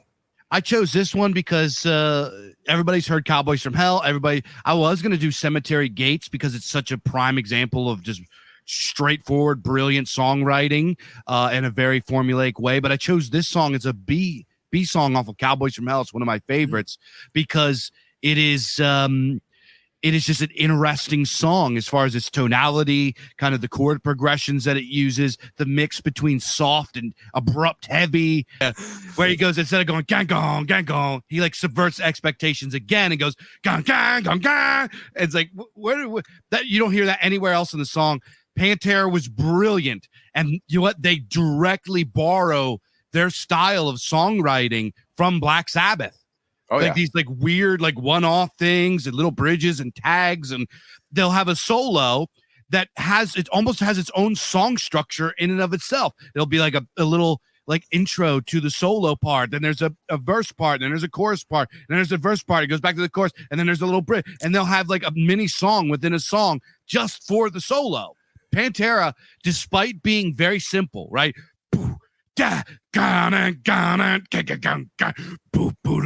Instead of like it even though it's very simple in its structure, it is very complex, and that's why I love old school Pantera. Yeah, they really do push the boundaries of songwriting structure in a lot of their songs. I mean, not all of them, right? Like you listen to like I'm Broken or something like that. Mm-hmm. And that there's a song that has like an identifiable verse and chorus and everything like that. It's got some cool shit going on. It's got some like Pantera, beyond their songwriting chops, was also, of course, massively talented as performers. Like every single guy, it's like a Led Zeppelin, right? Or every single guy in that band is just like a star at his instrument kind of thing, or vocally. So they're doing like the performances carry it, but what puts them a level above that, just being a band of like a lot of talented guys that can like play and everything, is the fact that they had that songwriting. And it's very, for the time, right, where metal was really starting to kind of become much more simplified in the early 90s, late 80s, early 90s kind of thing. I mean, it was like sort of a little bit bloated in like with the hair metal scene and everything like that, but it was kind of starting to get stripped down, as was a lot of other rock at the time. But Pantera somehow was able to strip it all down and make it like very, very like elemental, but also like with complicated song structures. They're just like, I don't know, man. Like they're their own genre. I would put them in my top. They're easily in the top 3 metal bands. Like I wouldn't put them any lower than number 3. So this song you got coming up, I did want to mention, I found this song very interesting because I felt like I was listening to a Kraftwerk song. This King Crimson song, because it is it doesn't follow, at least in the first half anyways, doesn't follow traditional song. It does like this build up thing that you hear in bands like Kraftwerk, where it has like, it starts out simple and then keeps going, adds another element, and kind of like snowballs with the same thing. Like if everybody's ever heard a Kraftwerk song, it'd be like, it'll start out like dinkin, dinkin, dinkin, dinkin, dinkin, and then add dana, dinkin, dinkin, dana, dinkin, dinkin, dana, and they'll add like a boop here, boop, dinkin, dinkin, dana, boop, dinkin, dink, and it adds on and on and on and on throughout the whole song. And this is something that this song does in the first half. Maybe they were because this does not sound like King Crimson from the 70s. Yeah. This is a completely different sound, their 80s sound. So maybe they were informed or inspired by those kind of electronic bands that were going on in the 80s. So I don't know. Very much so. Your take. Go ahead. So this record, which is the song called Waiting Man. We should probably say what the fucking names of the songs are, because this is going to go out on a podcast and people are going to be like, what fucking song? We'll put the song list in the show notes. But the song called Waiting Man from their 1982 album called Heartbeat, I believe. But anyway, this is a live performance of it. This record, the live record called Absent Lovers, this was my prog record, right? Like I had gotten into, by this time I had gotten into, you don't laugh, stuff like Fish and things like that. And that sort of like led me into weirder and more dark, like, stuff, like Yes and other sort of like early 70s prog rock. But then I discovered King Crimson, and this was it for me. This like was my shit for a while, right? I just loved this record. It's so good. It's like a greatest hits of like the King Crimson in the 1980s. So just a lightning round explanation of King Crimson. They are one guy, Robert Fripp, the guitar player, started the band in like 1969. They were a progressive rock band for that time, but they were even back then a very dark progressive band. And they continued on for a few albums, and then Fripp fired everybody and completely reformed the band and had a different sound, a much darker sound even than that. And that went on for a little while until about 1975. And then he completely fired everyone again and like just folded up the band. And there wasn't a band anymore for like 6 years. And then 1981, he pulls the drummer from the like latest incarnation. His name's Bill Bruford. Bill Bruford is on this song here in the 1980s incarnation of King Crimson. And he had a couple of other very interesting dudes. One guy named Adrian Ballou, who played with Frank Zappa. Another guy named Tony Levin that plays the Chapman stick, which is a very strange instrument. That's a combination of a bass and a guitar.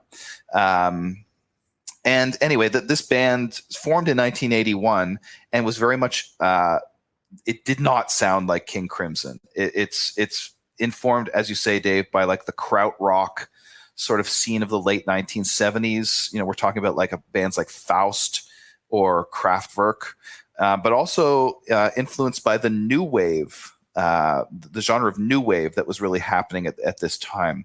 So this is an interesting. King Crimson is a very interesting case because they're a band that kept reinventing themselves over and over in their career. Anyway, that sort of gets you up to where we are here. And this song here doesn't follow a normal song structure. As you said, Dave, I'm just going to start it playing here. But it starts out, that is a good example of unusual song structure, right? Yeah, it's like what you can do. Like I wanted to put at least one progressive rock song on here that's doing something completely out of left field that has got no attachment to a traditional song structure or anything. I also just wanted people to hear that like drum performance because Bill Bruford is so fucking good, man. He's like such a great drummer. All right, so next up here, we are going to bring up a absolute legend. The next one on the playlist for Dave's playlist is Dio, Holy Diver. Classic. Oh my God. Classic. I just wanted to put some bangers on here that everybody knew. Did you get Was Spirit Caravan on there for you? Good question. No. Oh man, that's a shame. That was one I really wanted. Yeah. So, well, I'm sure I could find it. Let me look around. Anyway, yeah, you filibuster while I'm looking for that. Okay. So, Holy Diver. Everybody's heard this song. There's not a whole lot. We're going from completely left field, prog rock, experimental to as tried and true as you can get. It has, for the video, anyways, it has a long intro. Yeah. What's the Spirit Caravan song name? Lost Sundance. All right. Driving 4-4.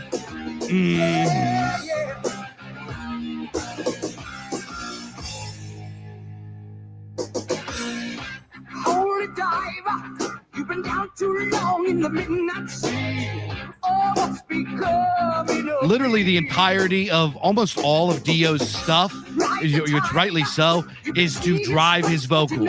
It's just to create a driving force or something underneath to showcase his voice.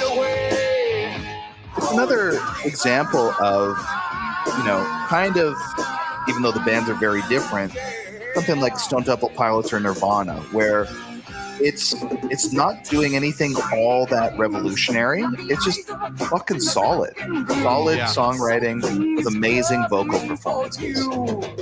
And what I mentioned earlier, Dio in every single song tells a story, right? That's his whole thing. He actually says that for his music, he draws inspiration from Tolkien and Rex Burroughs and Robert E. Howard and stuff. Yeah. He brought storytelling on a big level to rock and roll and heavy metal. And the video is legendary. I know it's corny and 80s and everything. I adore this video. I think it's so cool. It's so bass, dude. He was so theatrical and such a performer, and it's just so much of its time. I love it. It's great. Like, I'm not like, I laugh, but it's good. You don't laugh at it because it's comical. You laugh because it's just it's an entertaining, right? And it transports you to a time before, right? It's just unapologetically what it is. You know what I mean? And I gotta respect that. You know what I mean? I love that. That is like that is part of like metal. Is some of it is cheesy and corny, but it's not sorry at all. It's not ironic. Yeah. It's authentic. You know what I mean? Like this is heart and soul. He's like really. I just watched the video. I love that. I love that. So old school. Oh yeah, I love that. It's got the smoke and like all this stuff. It's just Dio walking.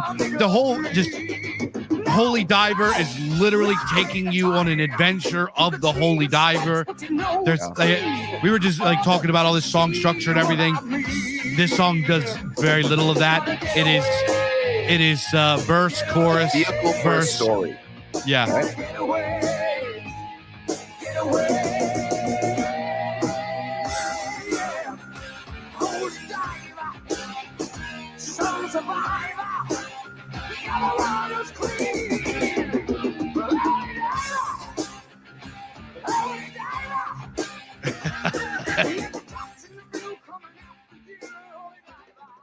I love his little ad libs that he does.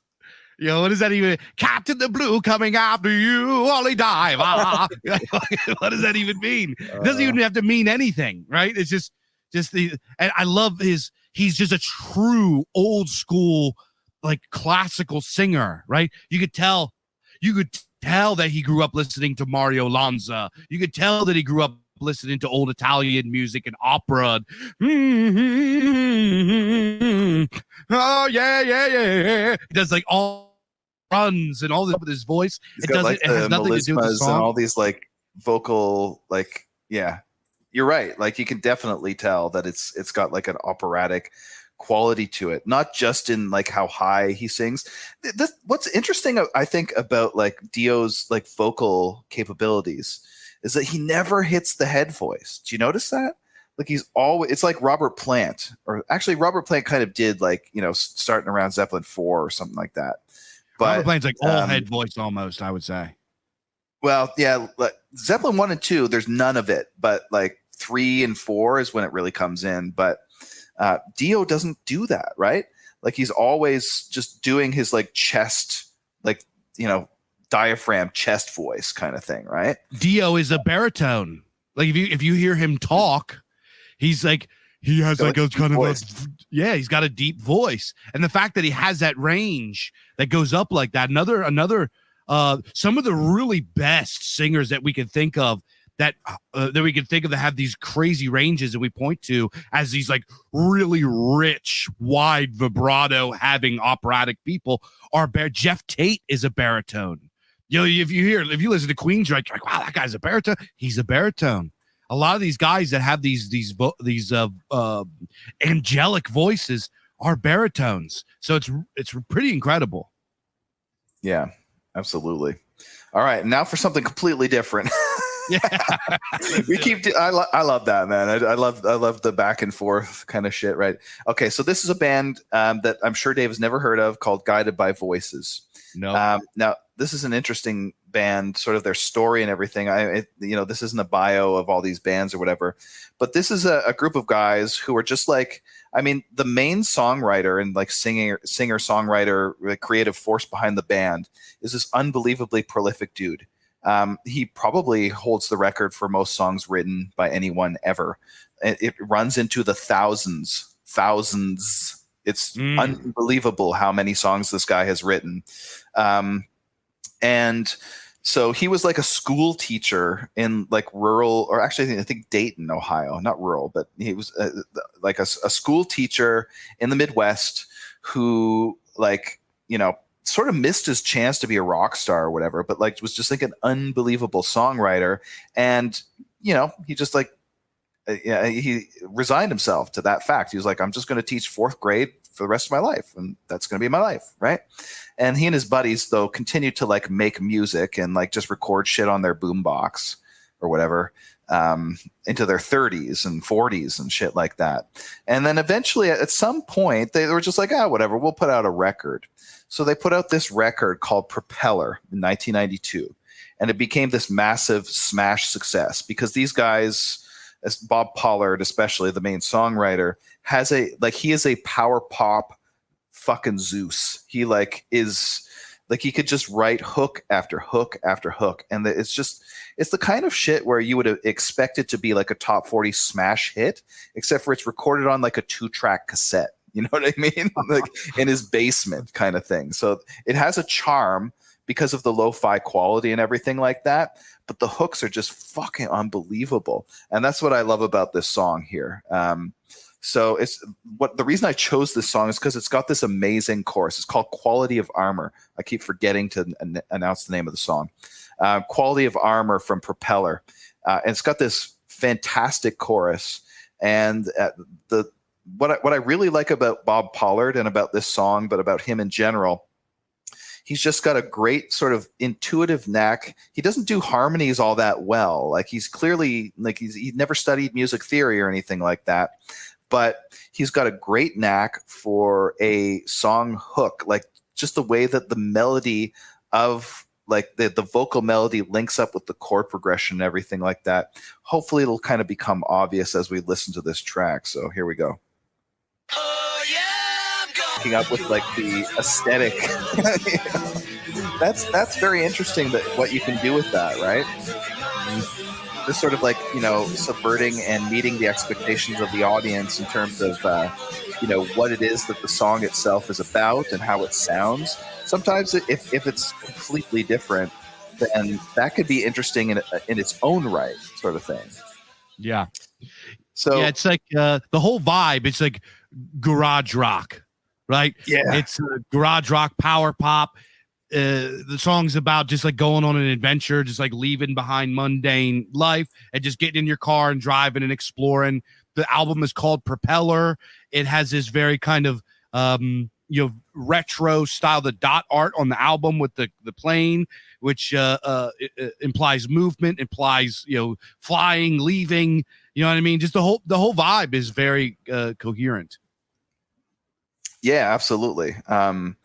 And before we move on, I just want to mention that one of the things, obviously what we said before earlier about how you can't reduce songwriting to you can't reduce it to like a formula or anything like that. But there are certain kind of things that happen more often than other things. And if those things happen, people like it, if you know what I mean, right? Yeah. And one of those things with the vocal hook, there's a couple, there's one thing that you can do with a vocal hook to make it boring as fuck and nobody likes it, which is to sing the same note as like what the riff is playing, right? Mm-hmm. Obviously, what you want to do with a vocal melody is you want to have some interest and some movement and have that sort of doing something a little bit different. But one of the things that you end up hearing quite a lot is, two notes that sort of come up very, very often, whether it's syncopated or not, are the perfect fifth and either the major or the minor third. The third is what kind of gives it the flavor of like what it is, like whether it sounds like it's a minor tonality, so like a sad sound or whatever, that's what most people sort of think of it as, or happy in the case of the major. But what's happening all throughout that verse and that chorus is he's sort of like going back and forth between those, because the riff is moving around, the chord progression is moving around such that the vocal melody is always either hitting that fifth or that third. And when it hits the third, this is like when it kind of like, it really sounds like the sweet spot. It's kind of hard to explain without actually like getting a piano out or a guitar out and showing you exactly what's going on with it. But I'm gonna actually unpack that a little bit more in the last track on my playlist. But before we get there, we have got something for the audience, something important. We have got Manowar. Oh my God. Manowar are just, oh man, going back to they don't do a whole lot that's too crazy, but they write great songs, and their songs are all set up to be fucking ballads. This is like their first real big ballad. You can go online.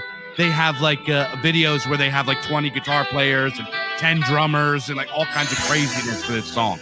They really go hard with this song. This song is called Battle Hymn. It is, I think it's, what's the album called? I think it's Battle Hymns. Yeah, I think it's self-titled. Yeah, Battle Hymns. So it starts out slow with the picking. And then they do a lot of snare hits that gives like a marching sound, a military sound.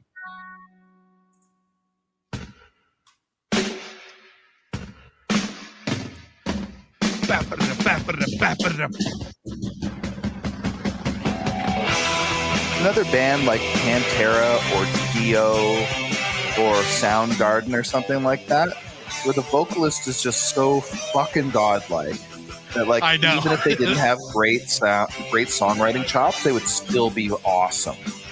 But they do have good songwriting, you know. It's not like, you know, we're not talking about like King Crimson in the 80s with like anything crazy or experimental or whatever. It's just good, solid songwriting, you know? Yep. It's a very memorable chord progression. There is some interesting stuff going on there. There's that sort of like that da-na-na at the right there, that kind of thing. That's stepping a little tiny bit out of a consonant tonality or whatever.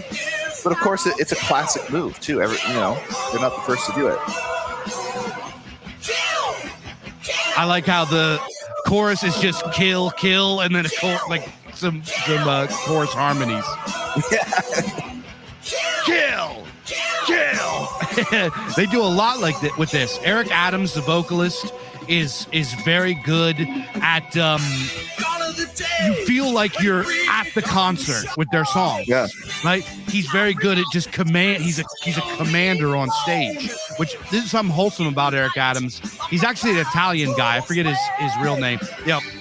Big surprise that so many of these great Another singers are Dio Italians. type Yeah. thing.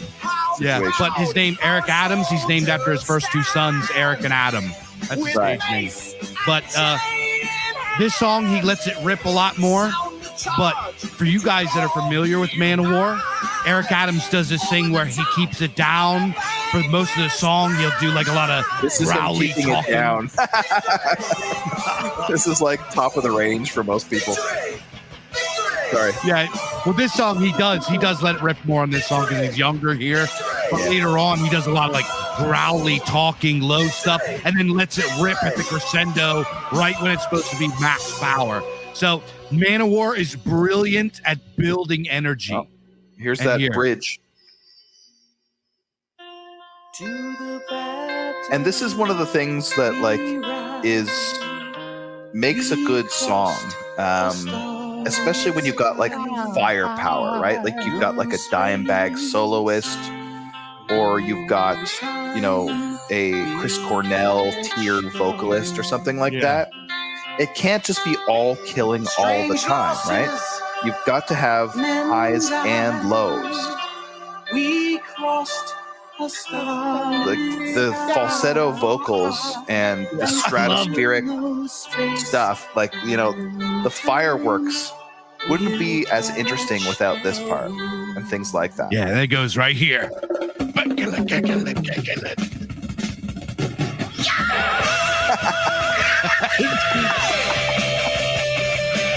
It's just such a There you good go. song. It's such a good song. Folks have probably heard this before. If you want to move on. Yeah, but yeah. Okay, we'll fade this out. But Manowar is just brilliant at building energy, right? Building energy, commanding. Just they are just wizards at this, and they're just brilliant songwriter. You could go. They have albums that feel like greatest hits. They're just song after song after song. They're just so catchy. They're earworms, but they're also the energy, and they don't do a whole lot as far as intricate song structure, and like they do some. Obviously, they're very talented.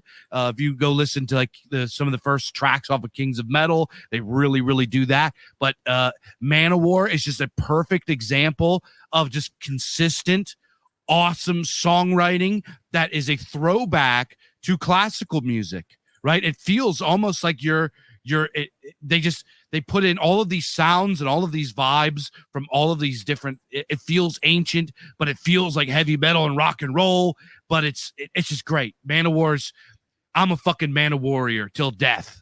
I hadn't really listened to them very much at all until the episode where we did new wave of traditional heavy metal, and now I'm a convert.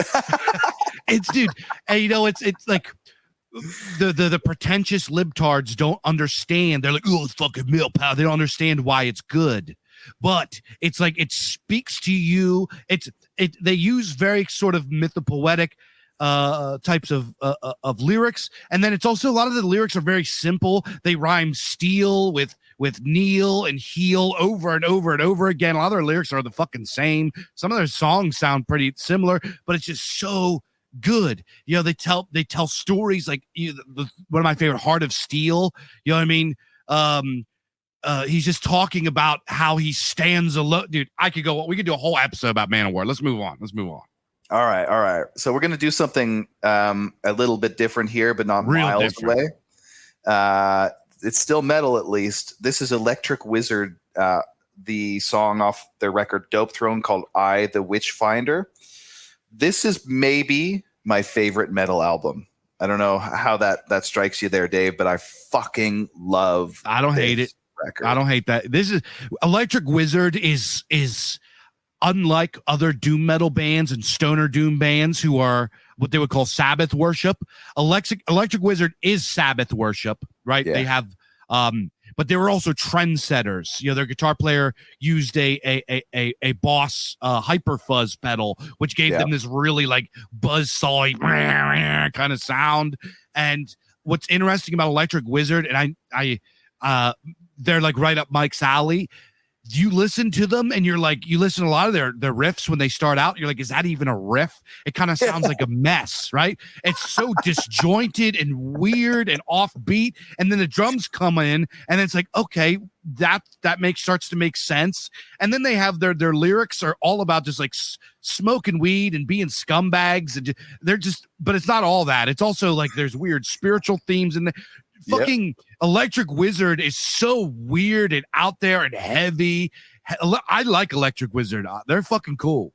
They're amazing, yeah. And you know what I like about them? Everything you just said, but also that, especially on this record, for some reason, they just got it right. There are just amazing hooks all through the record. Like, the tracks are really, I mean, you're never going to hear this on top 40 radio, but like, it's the same shit that I was talking about with Guided by Voices or Sex Type Thing or whatever, where they like just the vocal hook really links up very, very well with the guitar riff, and it's memorable. You remember the songs, like, you know, for all of, like, as much as I love bands like Sleep or you know, you could even maybe say something like Slayer or whatever, like that. You know, I don't have Slayer running through my head. It happens quite often, you know, especially if I've heard it recently, where I've got tracks from Electric Wizard and Dope Throne that are just like echoing in my mind days later. And the reason why is because at the end of the day, these songs are actually, if not pop songs, they are hooky. They're hooky songs, right? They're catchy, This is a kind of a good example of it. Now, the other thing about Electric Wizard vis-a-vis Sabbath, it's like Sabbath at half speed, right? They're so slow and they're so heavy. It's just, and the vocals are buried and everything. It's just got a vibe about it and everything like that. But what's going on very interestingly in this track, the part that I'm going to play, because it's super long, I'm not going to play the whole thing. What's going on very interestingly is that the vocal line, so the note that the guy is singing is one note. He's just singing one note over and over and over again with like different words and all that. But what's changing is the note that he's playing on the guitar. The riff is moving around a little bit, not that much, but it's moving around.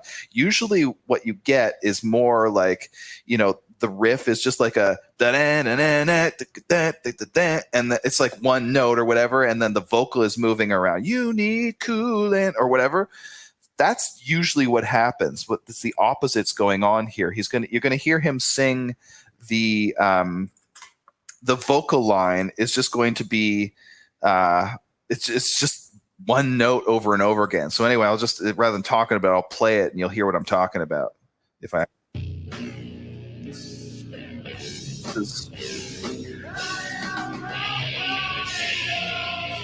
Evil Witch Finder.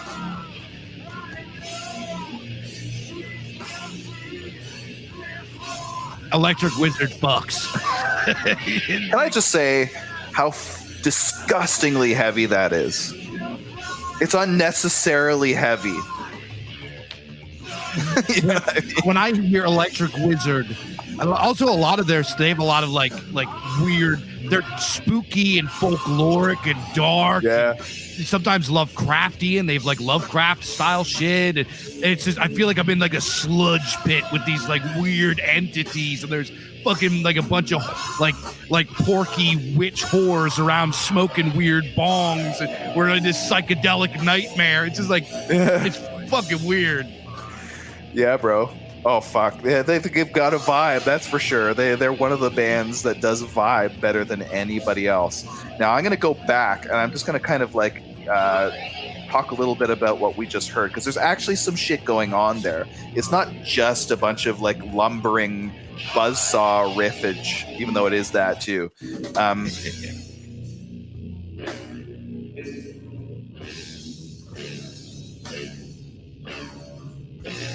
So it's a very simple riff.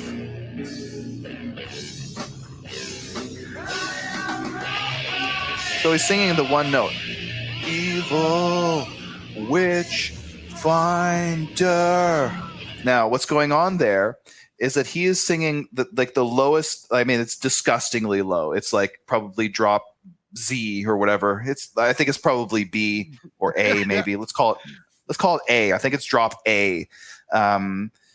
So he's playing, like, the riff goes da da na na da da da da da. That low note, da, that's A, and he's going evil da, da, da. So that evil, that's the perfect fifth, right? What I was talking about.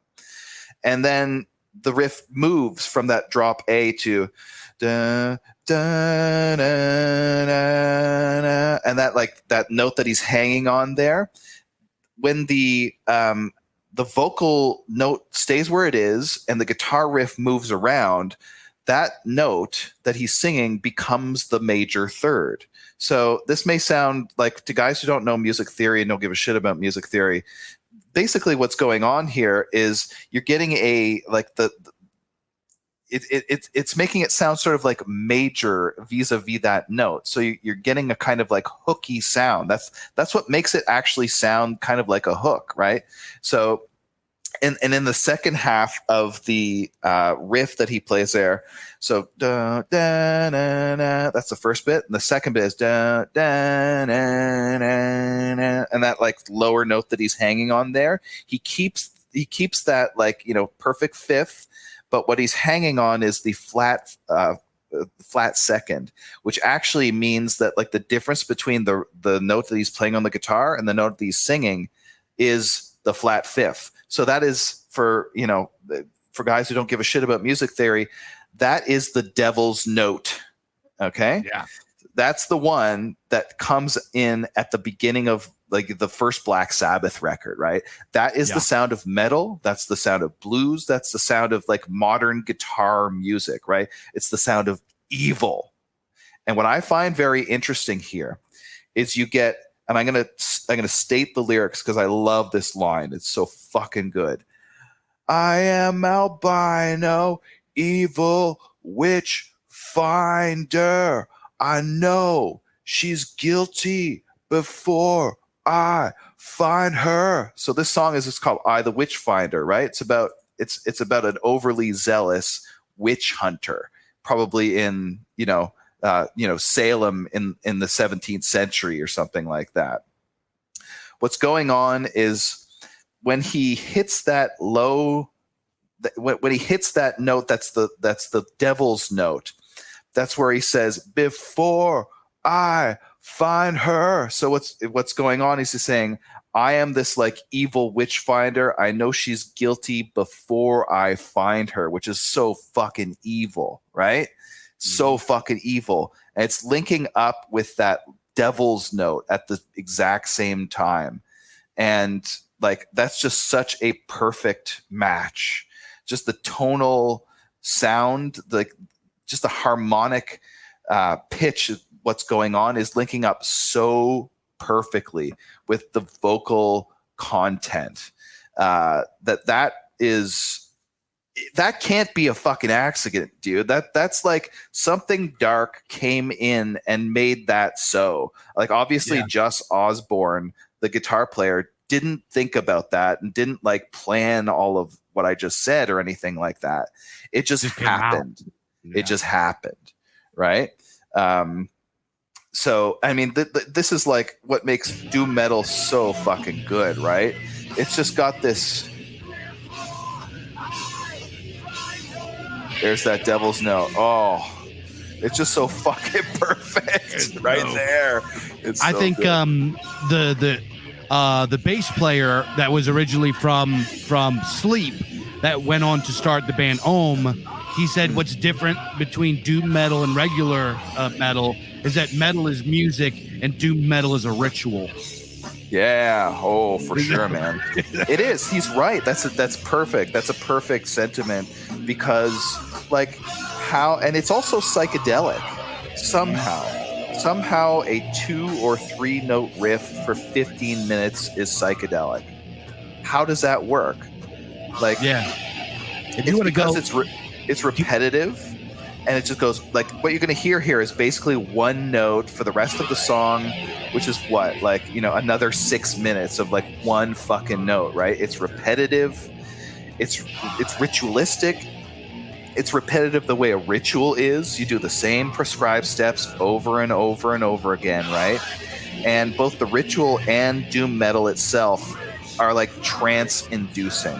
They put you into this state of mind that is impossible to get in like any other way, really, except for something like meditation or something like a ritual, like an actual ritual.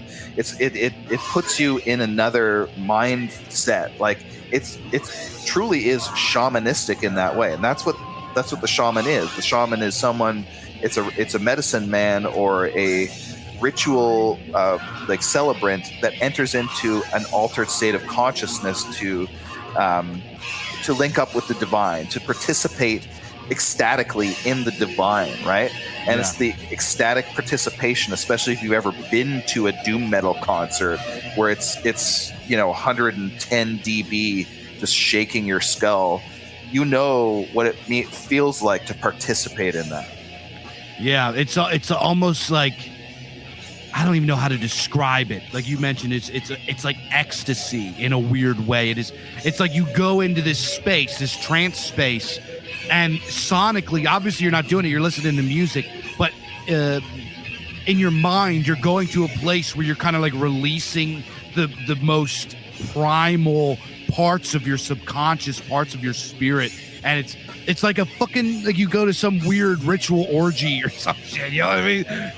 It's like dark and esoteric. It is like the gross underbelly of your subconscious getting released into this. Am I making sense, or am I just talking crazy? Yeah, absolutely. I mean, there's something like the thing is, we as heathens have a different conception of the divine than, you know, many other faiths in the world, right? Where for many people, the divine is something that's like in some way immaculate or clean or bright, if you know what I mean.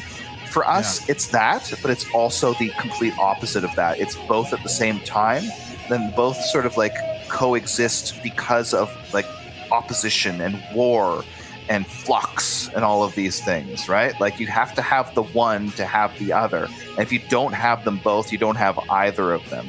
So this is the Odinic side. And when I say Odinic, what I really mean is the sort of if you look at like the peoples in our, you know, deep history that are most Odinic, you think of people like the Balts, you think of people like the Celts, you think of people like the Germanics. These are people who have the most hunter-gatherer DNA in them. And hunter-gatherers are typically what? They're typically shamanistic peoples. So it actually, like this is not just us kind of riffing on it. It actually has a real sort of deep connection to that shamanic, ecstatic participation in the divine. It's almost like looking at a candle, right? Like if you're hearing the same riff over and over for 15 minutes and then you zone out, you have an experience. It's like looking at the candle. Like you focus on like this thing that just blocks everything else out, and it enables you to enter into a state of consciousness where you can have those experiences. Does that make sense? Hopefully. Yeah, it's pondering your orb. Yeah, exactly. There you go. All right. We're not going to listen to the entirety of this song, so. I love doom metal, bro. I love it. Oh, God, yeah. So good. Maybe we'll do an episode on that at some stage. We should. Yeah. And Electric Wizard, like a lot of their songs kind of verge. Mike loves this kind of stuff, right? The stuff that kind of verges on kind of not being music. Yeah. You know what I mean? I just love shit that's like just about to run off the rails. You know what I mean? I like shit that goes hard, that is that is a little dangerous, a little bit too much. I like it. We don't got again now for something completely different again. So I put this on because I knew Mike would like this. I knew you did this for me, bro. And also it's for, you know, it's just, if we're going to talk about song structure and great songwriting, you can't not say Rush. So this is Discovery. Pretty much everybody's probably already heard this, so I don't want to go through listening to the whole song because you already heard it. But Rush is yours. They have a lot of good albums after that. Yeah. You know what I mean? Oh, yeah. Brilliant Well, songwriters. What I always found about Rush, like I do like Rush, obviously, but I'm not the hugest Rush head in the world. What I always found about them is somehow they always came out with like one top tier song on every record and a lot of filler. The 70s stuff, basically their run from Caress of Steel to about Moving Pictures is like, those albums are solid most of the way through. Like almost every track is good.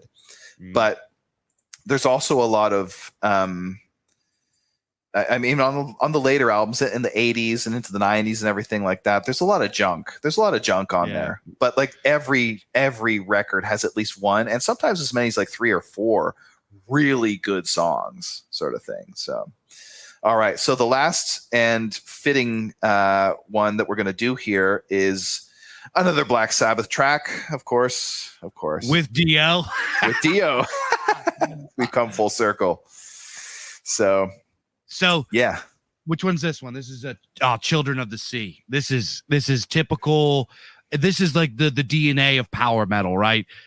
We were listening to the Keeper of the Seven Keys, where it had full of bands that started out. Black Sabbath started out very experimental, and they kind of evolved into. They still sound like Black Sabbath, but it's a different vibe now, right? A different vibe because they kind of get away from the experimental and they start to prioritize beauty over everything, right? They're still the same band, except they switched singers. And how much of an impact that had was like, it's just an incredible evolution, in my opinion. Yeah. So it's like, they became a different band. There's a continuity there, but that's how you stay interesting. That's how you stay alive as a band. It's like we talked about King Crimson that did that in an even more extreme way, right? It was like they just completely reformulated. It was like the only like common denominator was the one guy or whatever. But by the same token, King Crimson was doing interesting shit like in the late 60s all the way up into the 2010s, right? Like they were still good. And part of that is being able to reinvent themselves that way. So, all right. Well, this is one I haven't heard yet, so it'll be a Mike Reacts for this track. But yeah, so guide us into it. So this is a band called Spirit Caravan. It's one of the many projects of a guy named Scott Weinrich or Wino. This is a underground doom masterpiece. What's interesting about this song is kind of this real spaced out buzzsaw, vibey kind of guitar, but with the more the driving drums that kind of give it a more of an upbeat sound. It's a really interesting song. It's one of them songs that's more of a ritual than a song.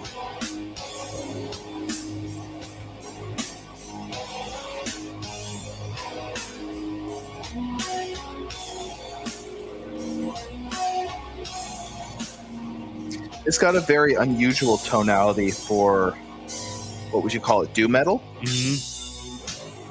Yeah, it's... Now we're kind of like into the more like Sabbath kind of territory with like those lumbering buzzsaw riffs and everything.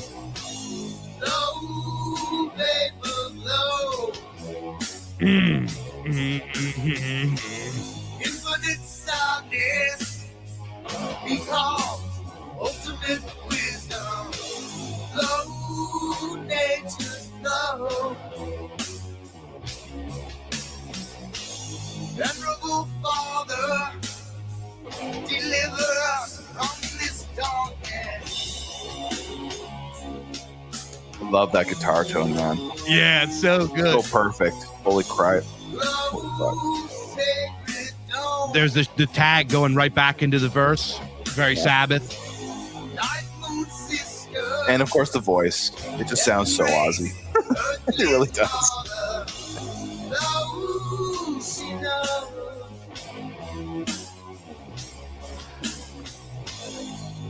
seeks for you to roll movement, and there's a golden road from planet to sea. Remember it to see. I love that line. That's such beautiful lyrics. He says, golden road from planet to sea, remembering to see. The song is called Lost Sundance. It's from the album Jug Full of Sun. And pretty much it is about like a caravan going through and like performing this ritual and talking about like going through these like elements. It's very, very esoteric. Like he says, like glow sacred dome. He's talking about the moon. He's talking about the sun. And he's talking about the journey. So do you think that these guys ever heard Sabbath? Oh, of course. Dude, it's got Sabbath written all over it. Holy crap. It's called Spirit Caravan.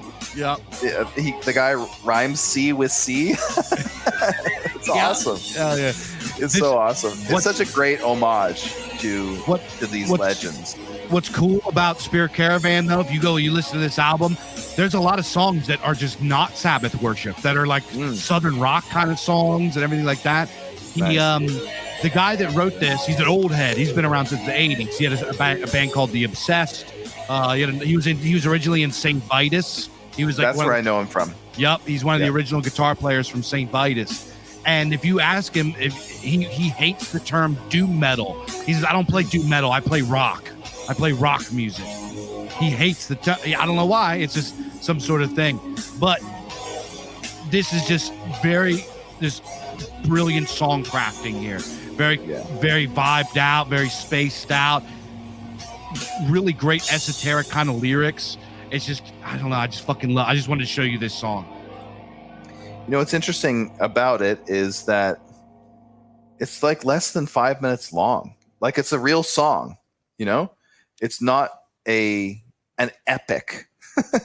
You know what I mean? Which is what with the other songs I show you were like these epic kind of, classically inspired, like the Helloween, etc. This is just a vibed out, chill, regular song, but it's speaking to things that are kind of poetic and magical and everything. I love that kind of music. I love music that is that has an unusual quality of beauty, right? I'm a big fan of that, an unusual quality of beauty. It might be a little grungy and kind of weird or offbeat, but it still maintains this beauty to it. It has this spirit to it, which I would actually say that Electric Wizard in their own way portray it, even though it's grimy and kind of weird and all this stuff. It's beautiful in its own right. You know what I mean? And I think that really, really good music, really well-crafted songs, great songwriters still maintain an element of beauty, even if it might sound a certain way, even if it might not sound beautiful or look beautiful. We talk about this a lot, right? That war can be beautiful, that violence can be beautiful, that things like death can be beautiful, and beauty in its abstract, in its more, I guess you could say, esoteric form. I hate using that word sometimes, esoteric, but beauty in its more abstract, esoteric way, getting applied to all of these many things. When you convert that to songwriting, and if you can embody that in your songwriting while still having a cohesive thing, even if it might be start and stop and experimental in its structure, et cetera, if it still has some flavor of beauty, I think that you have really succeeded in writing a good song. Yeah, no, I absolutely agree, man. There is a balance to be struck between what is ugly or what is dangerous or maybe a little bit precarious, what's threatening to run off the rails a little bit, and what is like just genuinely beautiful. And of course, this just comes back to the Odinic versus Tyrrhic dynamic that is part of our folk soul as Indo-Europeans.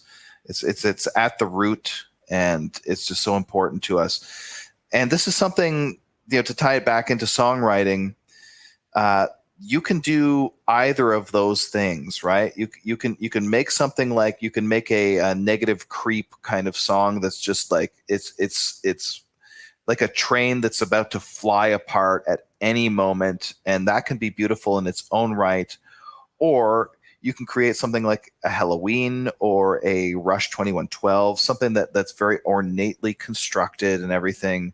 And this also ties into, like, they have these terms for writers. You're either a gardener or an architect. Have you heard of this, Dave? I'm familiar with the dichotomy, though. Like a dichotomy I created for when I was doing like tabletop things for guys that like do game mastering. You have like you have the mastermind, and then you have the maverick. Like the mastermind constructs like very carefully all your adventures and everything beforehand, and the maverick just kind of plays it by ear and try to builds it as it goes. So I'm very familiar with this idea of the what you're talking about. Just go right ahead. Yeah. No, it's the exact same thing. I don't need to elaborate it any further because you nailed it. It's the same thing with songwriting, and you can do either or. But the one thing you can't do is you can't paint by numbers, right? There's no magic formula. It just doesn't work that way. So hopefully this episode has given some folks a few case studies into what other people have done right. And at the end of the day, that's how you learn to do anything, right? You don't learn to write a song by reading a book. You learn to write a song by listening to Master of Reality from start to finish. You learn to write a song by listening to what Kurt Cobain did right in so many of his songs, or any of these other like amazing songwriters. And there's no one way to do it. You just learn by apprenticing, basically, at the foot of the master. So hopefully this podcast has given guys some examples of some masters of their craft doing it at the top of their game. So exactly. Yeah, I guess that would be my sort of closing thoughts on it. And in closing, I would also like to say that I think a lot of guys going into it are kind of intimidated. They're like, well, I'm not really good enough to play something that's new, or I'm not innovating anything. I'm not doing anything different or whatever. Man, don't even worry about that. So people will enjoy if you just pick up an acoustic guitar, play 3 chords, and sing something catchy. Like the fundamental elements of music is that it sounds good and it's catchy. That's it. That's all you got to do. It's the same thing with anything. If your entertainment is fun, if it's enjoyable, if you can entertain people with something that is beautiful, or something that is catchy, or something, it doesn't have to be the next masterpiece. You don't have to be the next masterpiece. You don't have to be the next genius. And honestly, every genius comes after like thousands of regular guys. There, Tony Iommi came in. There's probably like 1,000 Tony Iommis that were around at his time, and he came after them and just perfected it. Right. Same thing with the great artists of Florence back in the Renaissance. There was probably 1,000 guys doing paintings and sculptures and everything before Da Vinci. Right. You don't have to be a genius. You don't have to create something new. This obsession with newness and everything comes from pretentious midwits that probably aren't even that probably can't even play guitar. They just write and intellectualize fucking everything. Ignore them. Just pick up a guitar and play. This idea that, I have to be the best or whatever. Dude, you don't have to be the best. Half of the songs that we just listened to were from guys, singers that probably weren't exemplary world-class talents, but just sounded authentic and sounded good. You just have to be good. It's better to be just regular good than be nothing at all. If you're a songwriter, in some sense, creator. The flaws make it too, right? Like, the fact that it's a little bit flawed is actually what makes it attractive.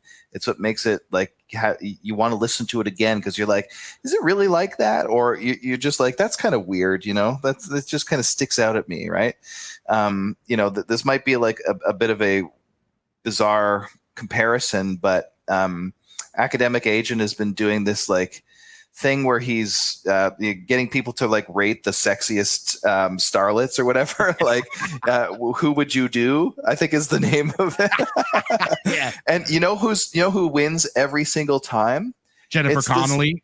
Jennifer Connelly, who is like, she's hot, obviously, but she's not perfect, right? She's like, her eyebrows are a little bit too thick. She's got like the dark hair. She doesn't have that like, blonde beauty sort of like ideal thing. Like she's obviously gorgeous or whatever, but she's just the tiniest bit flawed. She's just got these like little imperfections. That actually is attractive.